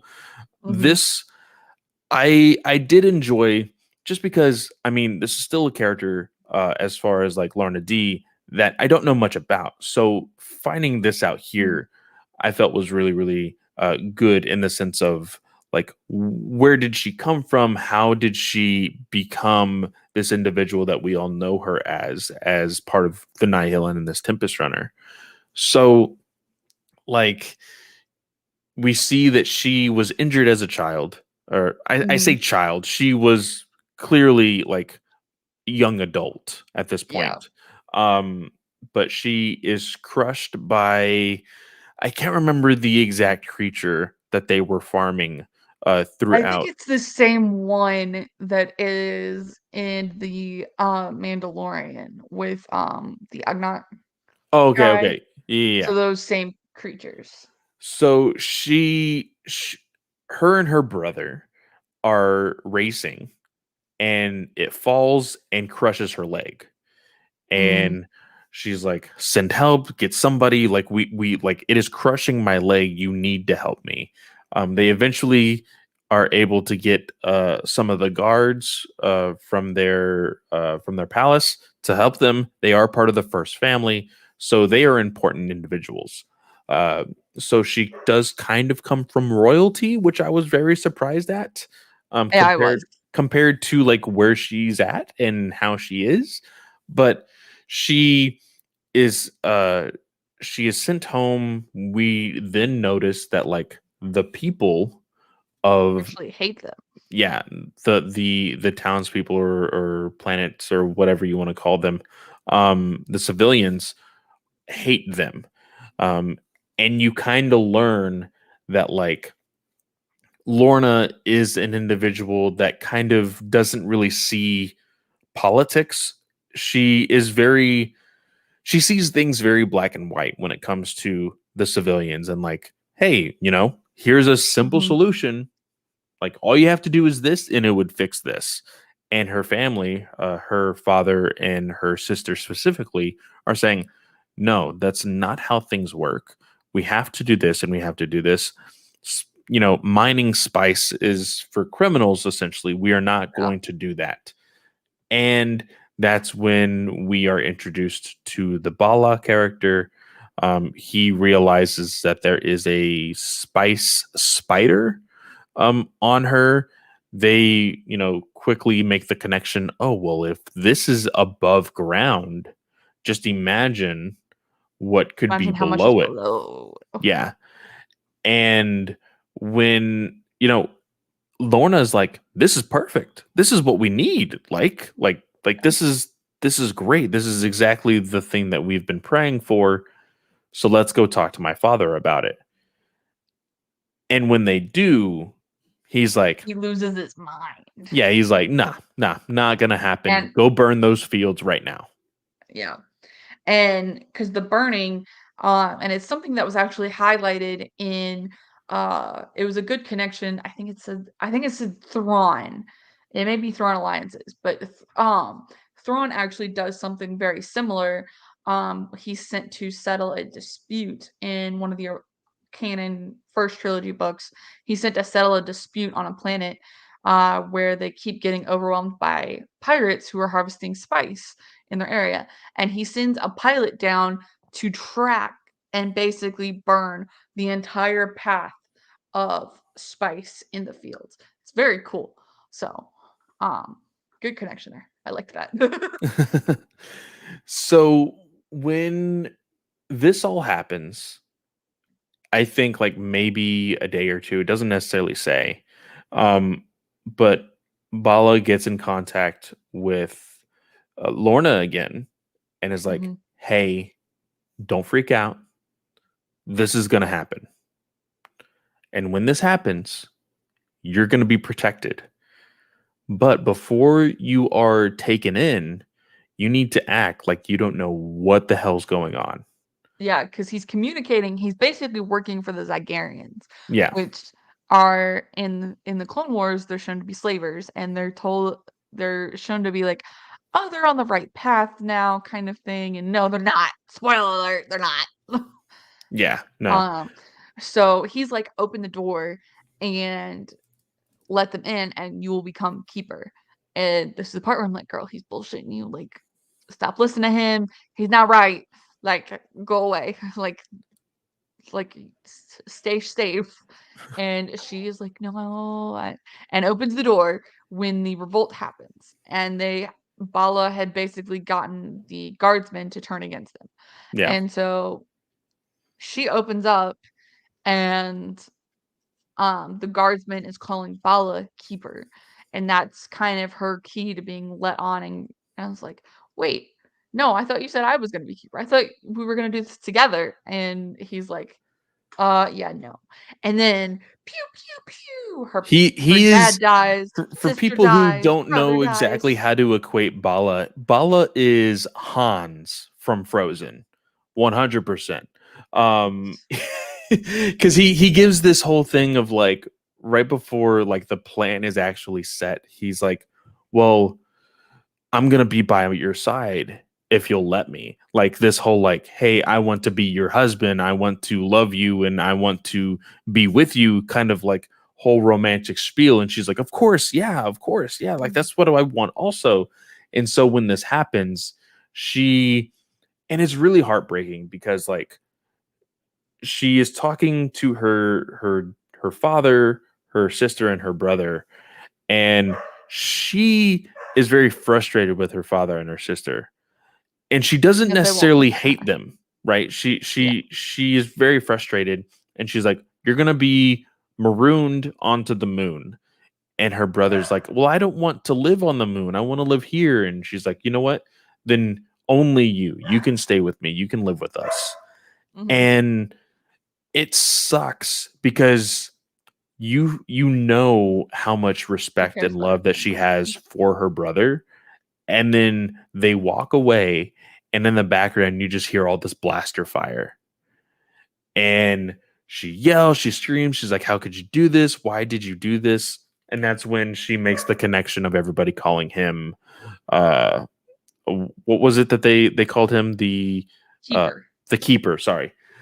And he gives her like grade A spice, basically injects her with spice. She Yeah. starts to hallucinate. She is very much drugged at this point, and she wakes up in this like slave trade prison, basically. This is a completely different part of the story, but it is still part of the questioning that she has been given uh, through this captain. Uh, and Right. it's very interesting how like she was able to realize that this captain was once some sort of castle guard or whatever. Um, and also there's a little bit of like hesitation from this guard, like questioning her, because like I almost want to say, and I don't know if it's true or not. I would have to go deeper into like what other people think, but did you think that they were hinting at the fact that this guard was the same guard that she had on that The night of guard. the that killed her family? Because Bala was like, "Hey, why didn't she wait until I had taken her on the ship?" And the guard was like, "Oh, well, we need to hurry up and get this going." They almost sounded the same. Almost. That's I think the issue with the audio drama is that they want you to kind of depend on the voices that are coming through, Yeah. and it's not all that simple because there's so many characters in here that you're never going to be able to get. You would have to get different actors for all of them to be able to sound completely different. Yeah. So I didn't get that perspective. Okay. Okay. I just I kind of was like, maybe, but it would be weird because that at that point she would be kind of like not a good person. And so why would she Yeah, be helping the Republic and all of that? So yeah. it is what it is. But before we get into the later parts of this story, do you want to go ahead and take a third ad break? Yes, let's do it. So we just as another general reminder, we don't get to choose who the ads are from, nor how loud they are. So prepare those volume levels. We do appreciate y'all supporting the network, and we'll be right back.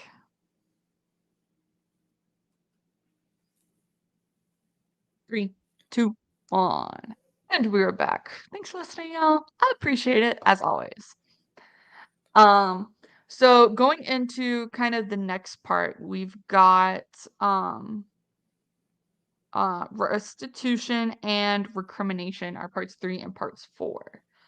Um, and here we really get her just trying to survive generally aboard the restitution and kind of figuring out like, okay, how am I just gonna make it? How am I gonna survive as Sal?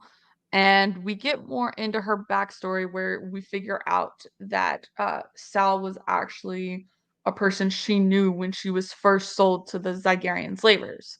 Hmm. Um, and so she's adapted that personality to try and make her make her seem a little bit better. But really, that's I think as far as we get in these, it's kind of really diving into Lorna D's character. Um, these are actually these are some of the shorter parts. So you got a 33-minute part and a 46-minute part. Yeah. Um, so Well, here what we do you think? learn some very interesting things. Because again, you would assume knowing who Lorna D is before you listen to this, and then finding out that she was sent off to slave traders, you're like, oh, this is how she becomes the Lorna D that we all know. Spoiler alert, it's not, because she is saved from these slavers from Jedi. She Mhm. meets these Jedi, and Oh, Barbara then insists. Who's in the Phantom Menace? yeah, so this was very, very interesting because I very much like I understand where the Jedi were probably like their minds were at, Mhm. but I don't think this was the best choice. So when they save her, like she is very hesitant at giving them their name or her name, where she's from, and all of this other stuff. She's She doesn't give basically him says, anything. yeah, like at that point she basically says that that part of my life is dead. Like I have nothing right now. And they're like, okay, well, just come with us and we can help you move forward. In that decision to help her move forward, they tried to make her a part of the like they try to make her a Republic soldier and like enlisting her into this boot camp. Yep. That was not the greatest decision, like at all. Like she is a battered and beaten individual, and you're like, oh, this boot camp will just toughen you right up. Like I don't know why they would have made that decision. I think it's to try and provide some semblance of structure, like, for those of y'all who haven't followed me for a little bit, I actually went to, JROTC in high school, and, um, so as much as people wanna say, "Okay, yeah, that's, like, putting the military aspect into you," and, like, wanting you to, like it's ingraining it into you, it actually worked a lot for discipline, and I saw lives physically change in there. I saw high schoolers come in who were beaten and broken and didn't know what they were gonna do with their lives and come out, graduating high school knowing, "Okay, I'm gonna go to college, I'm gonna go get this trade, I'm gonna go into the military," and have successful careers versus probably what they could have been. So, I think in this case, it's the Jedi are trying to help her become help her give her some semblance of structure to allow herself to really be okay, because sometimes structure is what's needed for a person to really move past things.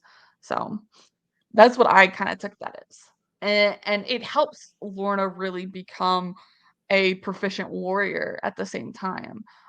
She has to deal with the disciplinary stuff, yes, and while it wasn't a great thing, for her, maybe, it really worked to her benefit, I think, teaching her about mechanics and teaching her about, different, combat techniques, which is what she uses for the Nihil.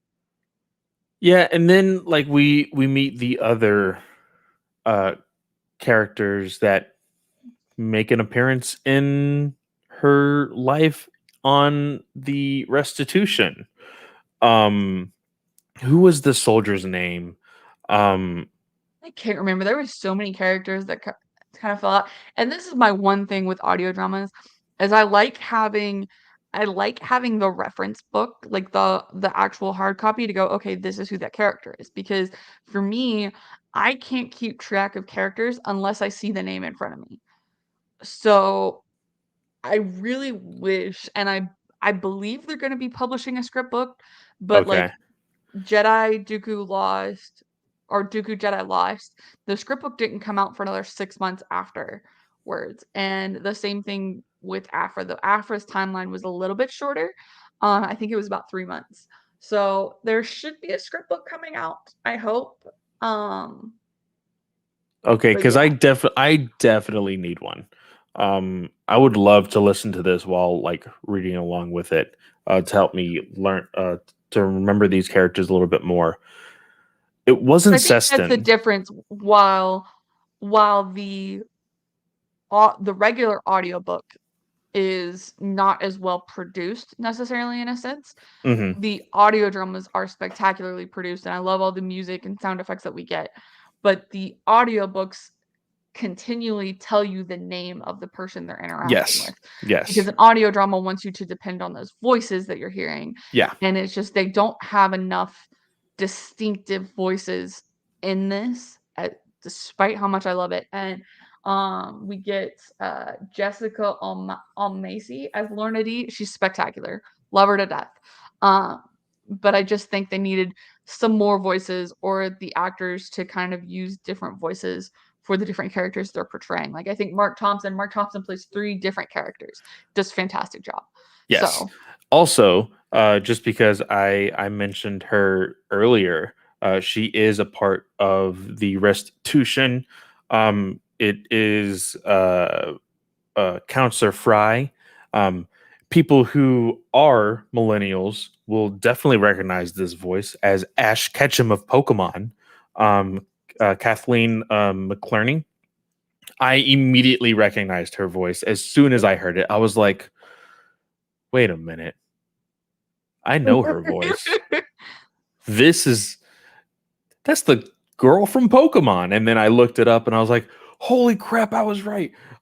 So I do enjoy every voice actor in here. I do think that they did an amazing job on this, but I do agree with the fact that they they did want you to rely on the recognition of the voices. And don't get me wrong, while I'm listening to it, I know, okay, that is that person. Now, I may not remember their name right off the bat, but I do recognize them as the individual that they're playing. That is a-okay. But in the sense of having to review this audio drama, I'm like, oh, who was that character again? Wait, what was their name? because I What is need like this? I'm not reading their name constantly. You're right. You're absolutely right. But this old Republic soldier that she meets during this boot camp, um, there is a little bit of an incident. Um, she surprisingly is one of the top people in her class, and she looks like she can very well succeed. But just like the Master Jedi says in their holo call, is she needs to work on her aggression. mhm. She does not do well with listening to orders and authority figures. I think that has to do a lot with the relationship with her father that she had, that we had just listened to, and the fact that a lot of people just want power. And I think that she has seen a lot of that in her life, and she doesn't like that at all. Especially with like Bala and her being a part of the slave trade and all of this other stuff. So when this incident does happen, um, I hate individuals like this. People who are like, "Oh, Mr. Macho, I'm better than everybody else. Hey, give me that screwdriver." Ugh, it's all full of like oil. Gross. Oh my god. I'm just like, are you freaking kidding me? You're a freaking Republic soldier and you're angry at a little bit of freaking shuttle juice. Like, I'm sorry. Like, Yep. just wipe it off. He's like, you need to clean it. Wipe it off your clothes. It's like, Jesus Christ, people. Criminy. Lorna gets a lot of bullies kind of in her backstory, but it all kind of takes her and molds her into this unique character. And it really comes to a head towards the end of this where she has to figure out, okay, I am a Tempest runner. Maybe I am a bad guy, but it kind of allows her to be her own person at the end of this and going through this with counselor what is his name, counselor Whittick, and kind of he shows her, okay, yeah, you're okay to not be okay, but at the same time you're your own person and you need to kind of put that at the forefront, um which is I think what we get in Out of the Shadows from her. Oh So yeah. I will say this though. I enjoyed Counselor Whittick's character to begin with, but man, when we've like when the reveal oh comes, the reveal I feel like is something that I saw coming yeah. because they kind of laid down the small little hints of it throughout the beginning part of this audio drama. But like, it's just like, I don't want to say disgusting, because it's not like, it doesn't make you feel icky, it doesn't make you feel dirty, but it's just like, why did you do that? Like, Yeah. it again shows Lorna that like she is just always surrounded by very selfish individuals, and we'll get to that part when we get to it. But this whole thing with this soldier, she beats him over the head, and they're like, Mhm. holy crap, he's dead, he's dead. And she's like, oh, well, I guess that's my cue to leave. See you later, guys. And she gets into a ship and she just flies off, She never to be leaves a seen it. message for Francis and Yeah. everything. It was like, "Okay, that's interesting, girl." Like, Like, she is just done. And I totally understand, like, she did feel abandoned again. mhm, And that is almost why, like, because when she was saved by the Jedi, and kind of leading up to the fact that like she was going to be sent off to this boot camp, I like, before she like realized that she was, I almost felt like, wait, are they gonna try to like train her to be a Jedi? That's gonna be a little weird to find out, like maybe she's like force sensitive and stuff. Just my mind kind of like running while I'm listening to this. I was like, they can't do that. And um, then they're like, okay, boot camp, understandable, whatever. Um, she she felt abandoned because somebody like felt that she was important enough to save, and then just to be thrown aside. Like, I understand the story elements, and I'm just like, that, like, she probably has so much going for her, and to be on the quote unquote bad side of things in this whole High Republic story really does, like, it's just like, man, your life could have been completely different. yeah. But we see this soldier again. He didn't actually die. He comes He in at the end. He well, no, well, near the end. He is They uh really have the confrontation, I guess, at the end, is yeah. more what I'm trying to say. I don't remember exactly when he comes in. He has this I forgot which planet that they're on. But Is every it the so one where once in a while, Panada comes in? yeah, it's every so once in a while, the prisoners on the restitution have the ability to work for credits. And what they do is they go on to these different planets where they work, whether it be labor, whether it be anything that basically that planet needs, they go and work for them. And the person that is basically in charge of them via that planet is this soldier. And Mhm. the really funny thing was, like, right before Lorna attacked him way back when, she gave this speech and she's like, guys, I'm the one that's going to be flourishing here. You guys, if the best thing coming to you guys is that you're going to be these Republic drones for so many years, and then they're going to toss you to the wayside, and you're going to be teaching this, that, and the other to just some random Yeah. kids. And that's exactly kind of what happened to at least one of the soldiers, because he tells her, like, oh, this is what happened to that kid, or to that guy. Mhm. Isn't that ironic? And I became, the person in charge of this.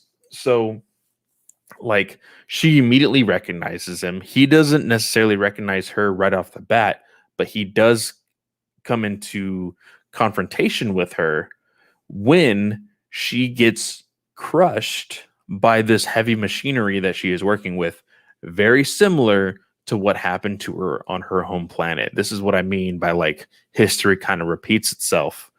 She found herself in the exact same situation again with no help. Guards were able to help her in the past. Here, this guard does not want to help her because he realizes who it Mhm. is. He's Yep. about to call Starlight Beacon, and then boom, a blaster to the back, and freaking Tasia Yep. is there with the blaster. We get a whole rundown of like different characters that we find at the restitution also that we kind of skipped around. We learn about Quinn, who was also a part of the storm that Lorna was in charge of. And then there is also Tempest, not Storm. She yeah, was a sorry. storm. She Yeah. was in a storm and the Tempest. Yes, sorry. Sorry. Got all that mixed up. And then the character that really starts to connect with Sal Lorna. is it Seston? Is that her name? It's a Counselor Whittick, I thought. Well, Counselor Whittick, but there's one more inmate that is kind of like always at her side, and she was the one that was like, "Oh yeah, I have 2 kids. I'm gonna go see them as soon as they want to see me." I can't remember her name off the top of I thought my that was head. Quinn. No, no, Quinn. Quinn was If the it's not one that. Quinn, then it's Seston. Okay, yeah. So it was Seston for sure, and Seston is another Twi'lek. That was one thing also that they were like, because the one of the bigger individuals at the restitution, like she kind of like makes it known that like, hey, this is my prison and nobody's gonna mess with me no matter what. And she has like 2 bodyguards and like all of this other stuff inside of the prison. Mm-hmm. She There's calls Ola Hest. yes, she calls Sal and Seston uh uh what does she call them?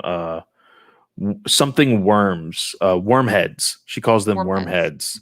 And of course that would be very, very disrespectful for For what I'm sure. Twi'leks for sure. So and they start to kind of make it a joke like, hey, we wormheads have to stick together and all of this.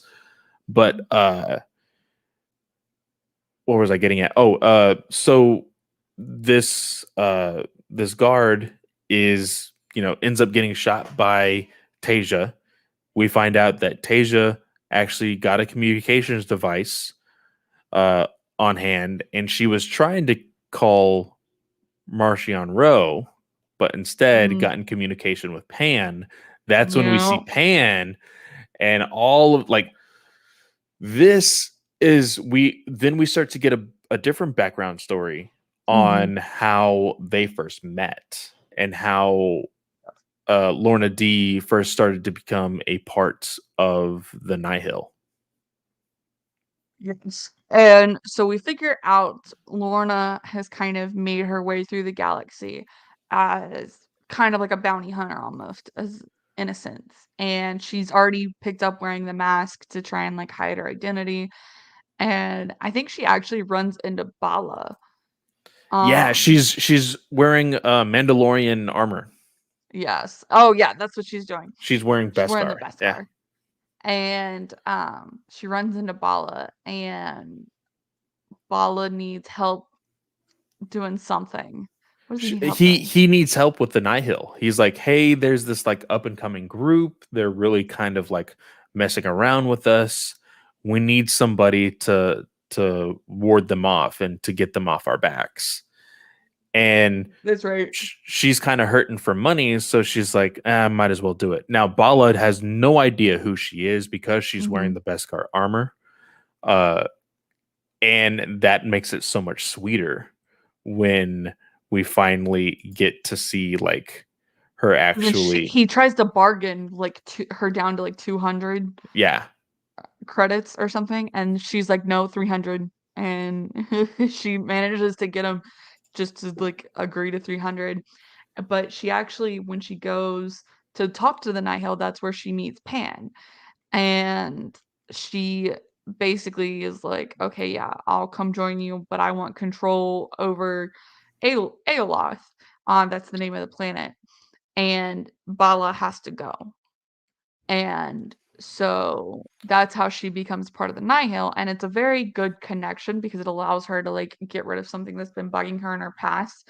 And Bala eventually realizes, oh, this is Lorna. Oh shit, I'm dead. Um, but it's another very good point in her origin. And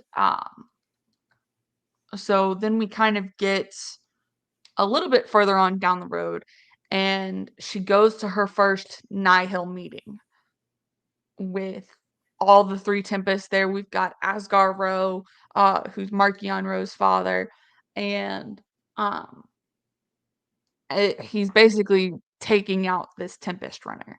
The Tempest runner has been skimming off the top and not paying dues to him as the Eye of the Nihil.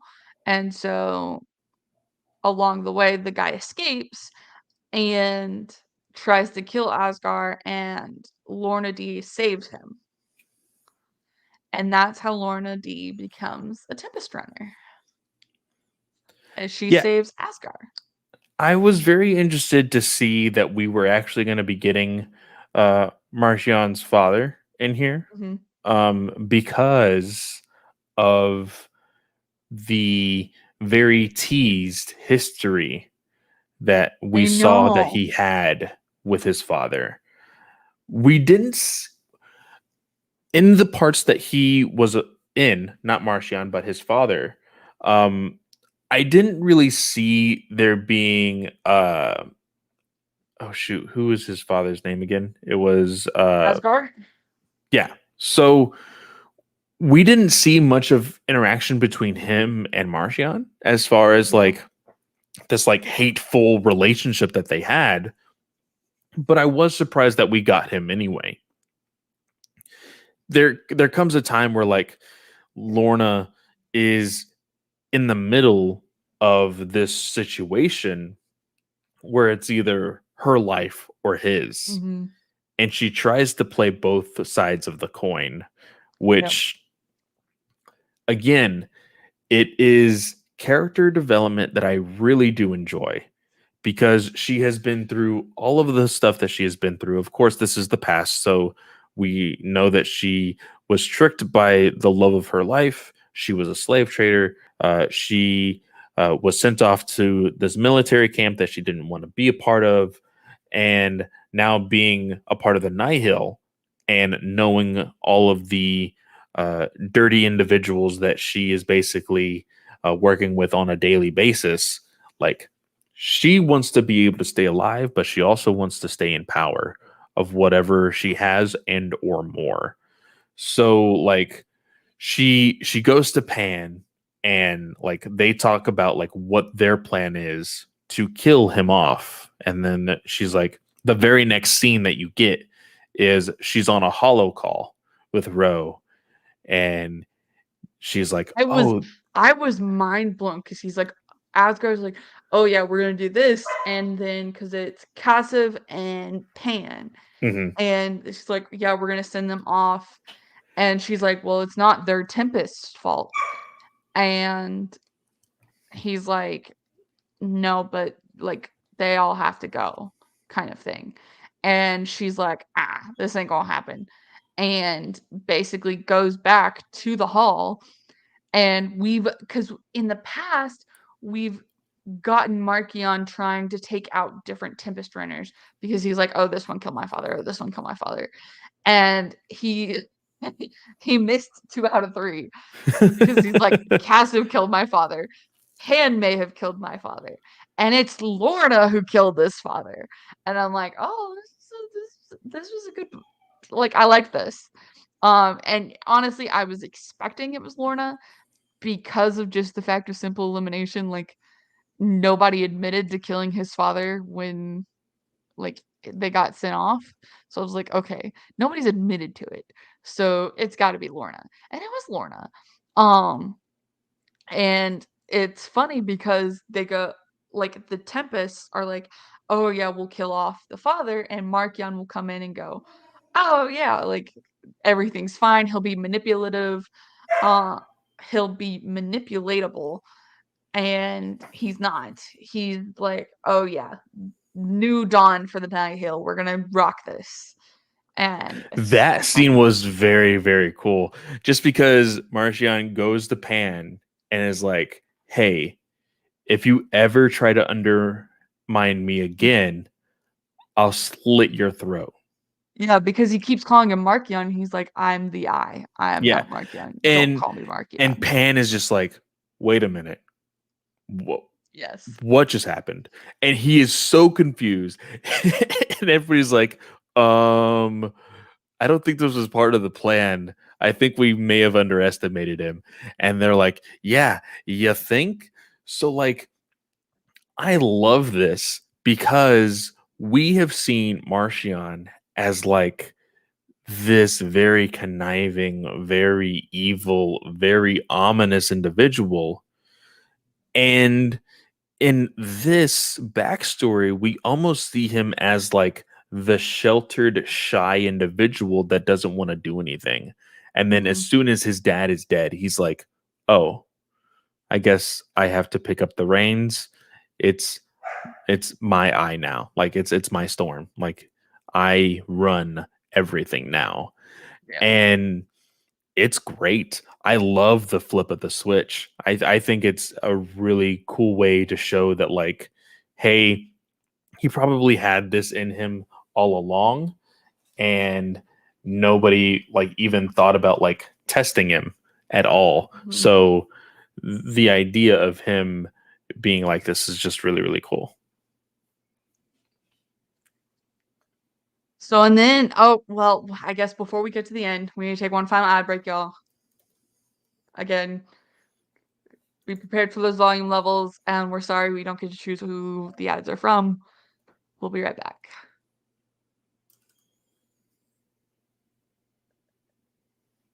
And 3, 2, 1.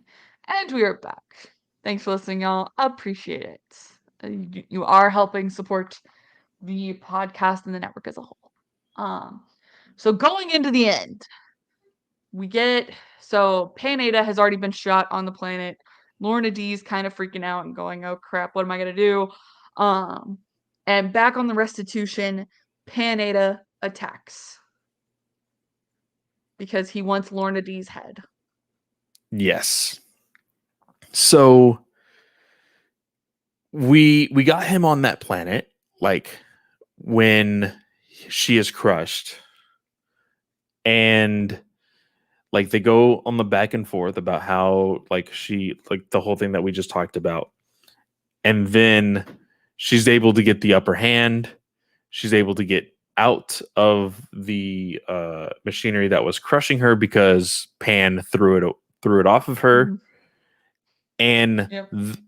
and she tricks him and like freaking it sounds like, of course this is I'm not reading specifics here, I'm only listening, but it sounds like basically she cuts his throat, and he looks to be down for the count, and then he tricks her and grabs her leg, and like there's a whole bunch of like tussling and everything.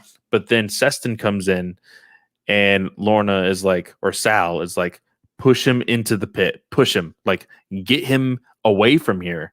And he falls for quite a while. You hear like the echo of him falling, and she has this badass line of like, because Pan has ordered them to destroy the planet, like basically set it ablaze.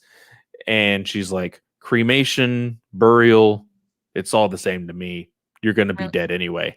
And they run off. She actually collapses, and she wakes up a few days later um, in med bay with Mhm. Winnick, and they're like questioning each other. She, of course, is playing dumb and who everybody was and the connection to everything.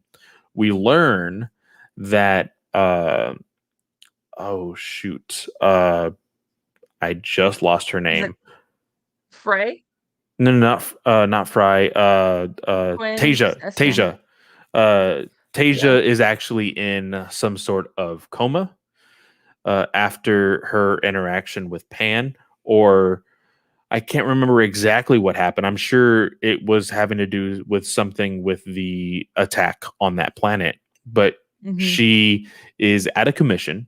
She was the only person outside of her and Quinn who knew her actual identity. So it's just one less person that she has to deal with.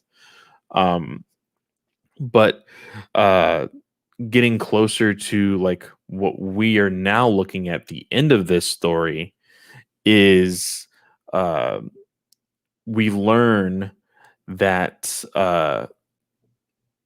oh shoot, what who was it that got Seston's like was basically trying to get Seston to Kill Tasia? kill Tasia? Yeah, Ola Hest. yeah, Ola Because of Hest. her stealing the communicator. Yeah. So they're like, hey, you need to kill her or we're going to kill your children.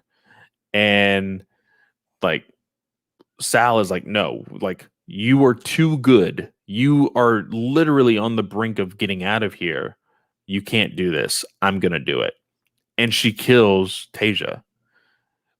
And she's like, hey, I'm not Everybody does this thing. resisting. Like, I killed her. They made me do it because they had my friend's children. And then we find out later that her children are going to be protected by the Republic after that. Um, but moving a little bit more forward, we're getting to the nitty gritty here. But Pan is back. Pan is back. This is what I mean. Like, there is a definite, like, okay, he fell down this pit. The planet is basically being destroyed. He is dead. Like, he is dead. There's no way he's coming back. He's And gonna then be dead. and then like Sal, like, because when Sal wakes up, she asks about, I forgot the species that Pan is. It starts with a D. Um Woodson. the Doatin, yeah. She asks, okay, what about the Doatin? And they're like, oh, well, there was no body. Yep. I rolled my eyes so hard. I was like, are you freaking kidding me? Why would you do this? And so, like, when we start to hear a commotion outside of the hole and everything else, she's like, he's coming to kill me. I'm like, girl, like, what are you talking about? Maybe it's a different part of the Nihil. No, it was Pan with his It was crew. always Pan. And this was very much, again, history repeats itself. When you start to really pay attention, which I started to do in my second go around, like really trying to connect dots here, this is exactly like her going into hiding with her family in the very beginning. It's supposed to mirror that very much so, to the point when they finally get to the armory where there's supposed to be all these weapons. There is none, just like how there was no weapons um, in the flashback when her father sent her and her siblings down into the safe house. Yeah. So, like, I'm like, okay, what are they going to do? How are they going to fix this? Uh, this is also when we find out that dirty little secret about Wittick. He's dying. Heart disease. I like there was signs, he was always in med bay whenever he was talking to Sal. So okay, you know, happy coincidence, I guess. No, it was the fact that he was going in there for checkups and medicine and all of that stuff. But there was this continuous notion of, hey, you need to, like, and he was telling this to Sal all the time. Hey, you need to be better. Hey, Mm-hmm. you need to be a good individual. Hey, I know your life can change. And he kept on saying, like, you're my last chance. You're my last chance. And you're like, what the hell does that mean? And we do learn that eventually she just like breaks down and tells him who she really is. Tells him her name is Lorna D and all of this. But before that, oh well, right after that, right after he tells her or she tells him, like, hey, my name is Lorna D and I need your help.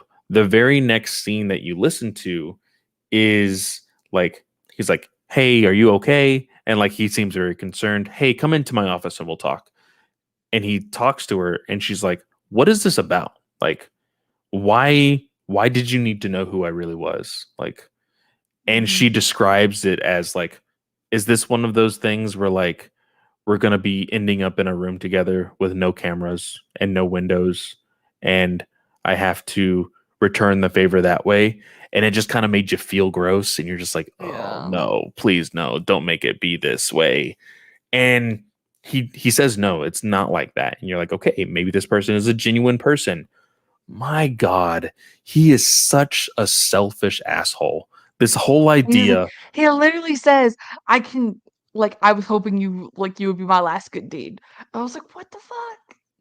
like, I can understand people thinking that like their prison system works. That hey, if you obey the law, you're a good person. Like I can Mhm. understand those values, but to put it in a way that you're forcing it onto an individual to make yourself say, "Oh, I made that happen." Disgusting. Like it now I will ask you this because we're moving on to I'll save the question to the end, but we're moving on to the end. They do have like this kind of like group now that they are in trying to survive this attack from Pan, right? Yep. Um and they're making very strategic um alliances. Some people don't make it out alive, some people Yep. do, but they eventually get to the point where they are on the high ground per se with Pan, and he's captured. Mhm.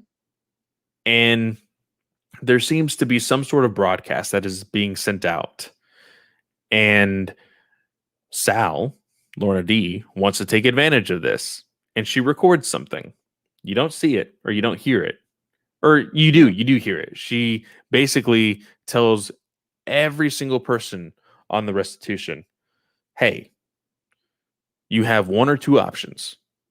You can either join me and you can be free for the rest of your life, or you can be with them and still be a prisoner and stay here for however long you're supposed to be staying here, right?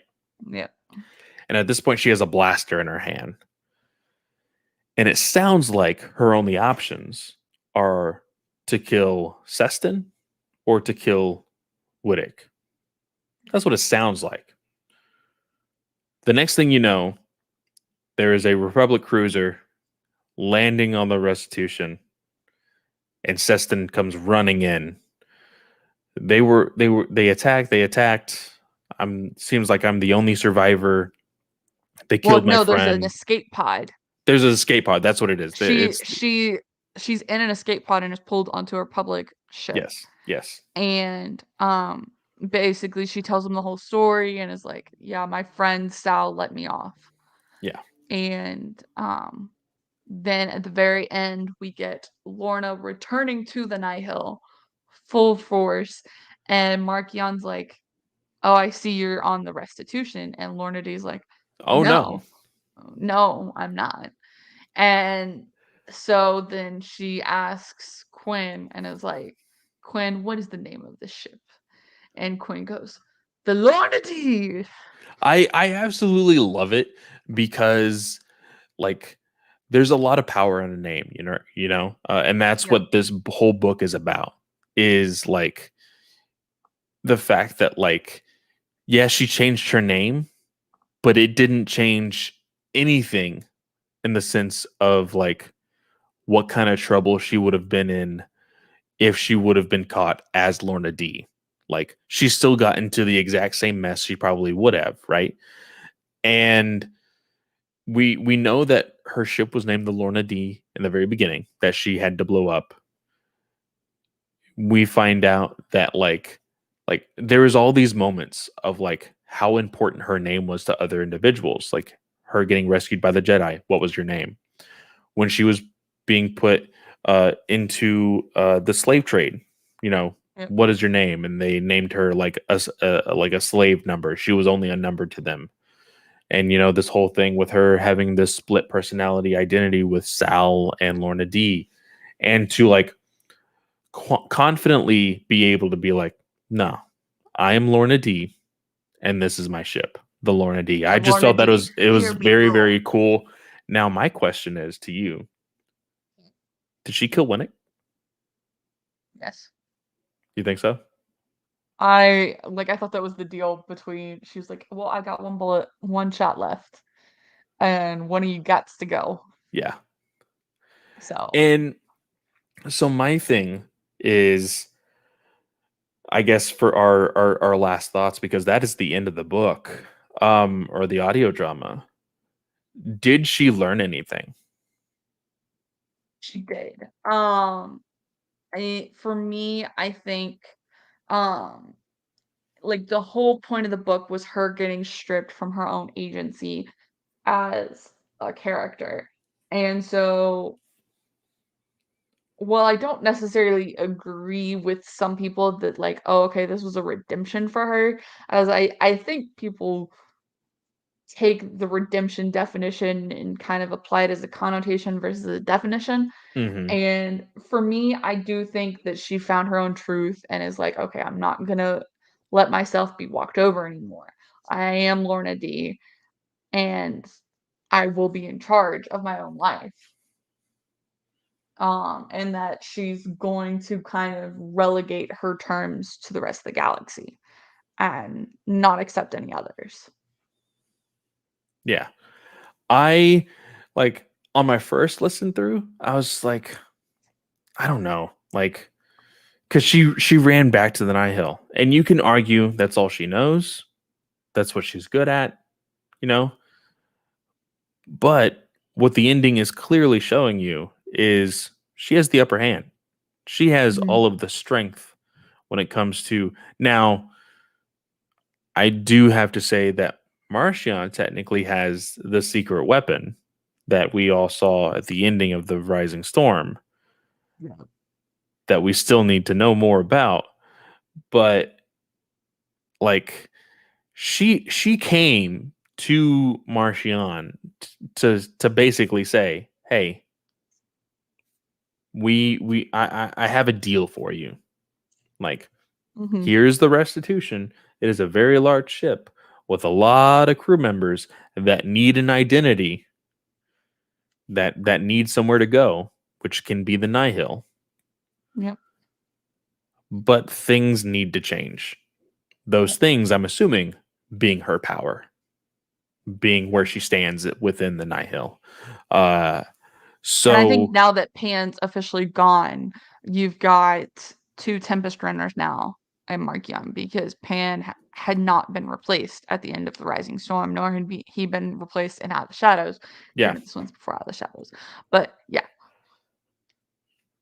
for sure. I'm just very interested to see the dynamic of what's going to come after Out of the Shadows. And I mean, because again, like we said, the third wave within the first wave, we are about to see a much darker story in this High Republic, and we've already made the joke before. It's already pretty dark, so getting darker um, just means a lot more death, probably, which I'm a little nervous about. Again, the adult book is called The Fallen Star. And I'm like, Yeah, so, and there's Claudia Gray has had some incredible books come out of Star Wars. However, I think this is the first actual like adult focused book because previously it was just primarily young adult books. Or no, I take that back. She did Bloodline. Bloodline, phenomenal. Highly recommend. Um, and that's about Leia and like kind of her getting started with like managing the New Republic with having a toddler and all that and finding out, hey, the First Order is a thing and we need to be careful. So she did really incredible things with that. I'm excited to see her return to the adult world, especially after because she did Master and Apprentice too, which is a Qui-Gon and Obi-Wan book. mhm. Um, and I hated that book. So, but I love what she's put out in the past. So I'm excited to see what she'll do. So yeah. But I really enjoyed it. I think um Calvin has done an incredible job putting out as much material as he has for the High Republic. Like it's truly astounding how much he's put out Yeah, he's in touched the last almost couple every months. medium now. He's done physical books, he's done audio dramas, and he's done comics. So it's it's a lot. And he's taking a well-deserved break going into wave 3. He's still doing his High Republic Marvel comic. But he is taking a break. So, um But yeah, that concludes our discussion on the Tempest Runner.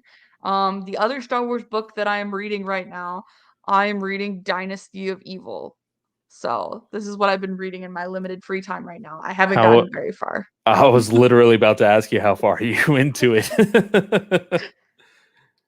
I think I started it like yesterday because I was packing up my Star Wars books and I was like, oh, like I'm probably not gonna unpack these for a while because I got other stuff to unpack. So I need to like probably pick a book and like leave it out.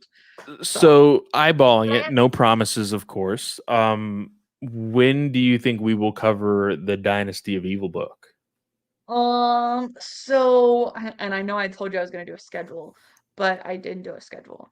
So our next episode will be the 22nd, which is a Wednesday.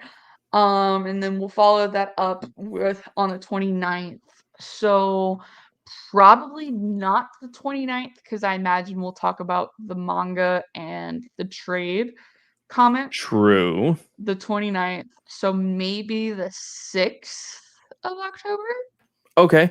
Yeah, just remind me again so that way I can listen to it. Now, I believe Dynasty of Evil is actually the shortest one in audio drama form, so I'll be able to get through I it think so. uh, pretty quickly. And that one I listened to. Uh, I think the second one, the Rule of Two, when we talked about it, Mhm. I was able to listen to it in times two speed in very little time, and so I was like, this should be fine. So I'm sure I can do it with the other one. Mhm. So that will kind of be our upcoming episodes, y'all. So we got Star Wars Visions the 22nd. Remember, tune in that night to find out how you can win a couple books. Um, And so there's that. We'll be doing Star Wars Visions then. The 29th, it's decided we will cover the manga and the first 5 issues of the Marvel High Republic comic then. Um, and then afterwards, we'll talk about Dynasty of Evil, Darth Bane. Very excited to figure out how this one ends. So, and then the next one in my Legends chronological order read is Darth Plagueis, and I've heard so many good things about that one. So, um, yeah, I'm a nerd, y'all. It is what it is. Clay, tell us where they can find you on the Twitters and all of the shows. Of course, you can always find me at Fanboy Clay on Twitter. Go into the link on my bio. You can find the links to all of my shows that I'm a part of, that including DC Alliance, Batman News Weekly, Comic Book Legion podcast, Weird Science Marvel podcast, Weird Science DC podcast, Weird Science manga podcast, as well as the Ranger Alliance, which is part of the Geek Ultimate Alliance network. Woohoo, there's a lot of shows. There's a lot of shows. I really and truly do not know how you do it. I sometimes don't know either. So, to be completely honest, um, So, y'all, you can find me on Twitter as well. It's at Slice of Katie. If you want us to talk about something specific on Star Wars, I will be writing a schedule for the rest of the year, at the very least, because I've got to figure out my life because I got a lot of stuff coming up. Um, so like let me know. I know we're gonna do like a Dr. Afro focused episode. We will be covering Thrawn Ascendancy book 3. And I forgot about Queen's Hope. I just was scrolling on Twitter just now and saw Queen's Hope, which is the 3rd book in the Padme series. So definitely gonna be covering that because I was really excited that that book was announced. Um, so yeah, if you want to come talk about something, let's do it. Um, this podcast you can find on Twitter. It's at Star Wars Alliance without the A and the war. It's very important. Don't forget it. Um, and you can also reach out to us there with questions or anything of the sort. My other podcast, the Sporadic Podcast, uh, is a slice of film. And y'all, I promise I will get a better schedule coming out. I'm podcast editing the rest of the day, basically. So I will get the 3 I have there, and then I'll get this one edited. So it can all be prepared to go up because it's got to go up. um, and that podcast is on Twitter as well. It's at Slice of Film One. I have a lot of people that have told me they want to do a movie, but I also don't have a lot of people on my schedule for movies. So if you want to come cover a movie with me, shoot me a message. I will happily cover anything that I don't have called or that I have not covered previously. So if I've covered it previously and it's on my list that has been called, then yeah. But I will tell you. But so just reach out if you want to do a movie. So yeah. But that is all for today, y'all. Another very good episode of Star Wars Alliance. So with that, I want to wish everyone a great day or night, whatever time of the day you're listening or watching. And we'll see y'all next time. May the force be with you. See ya.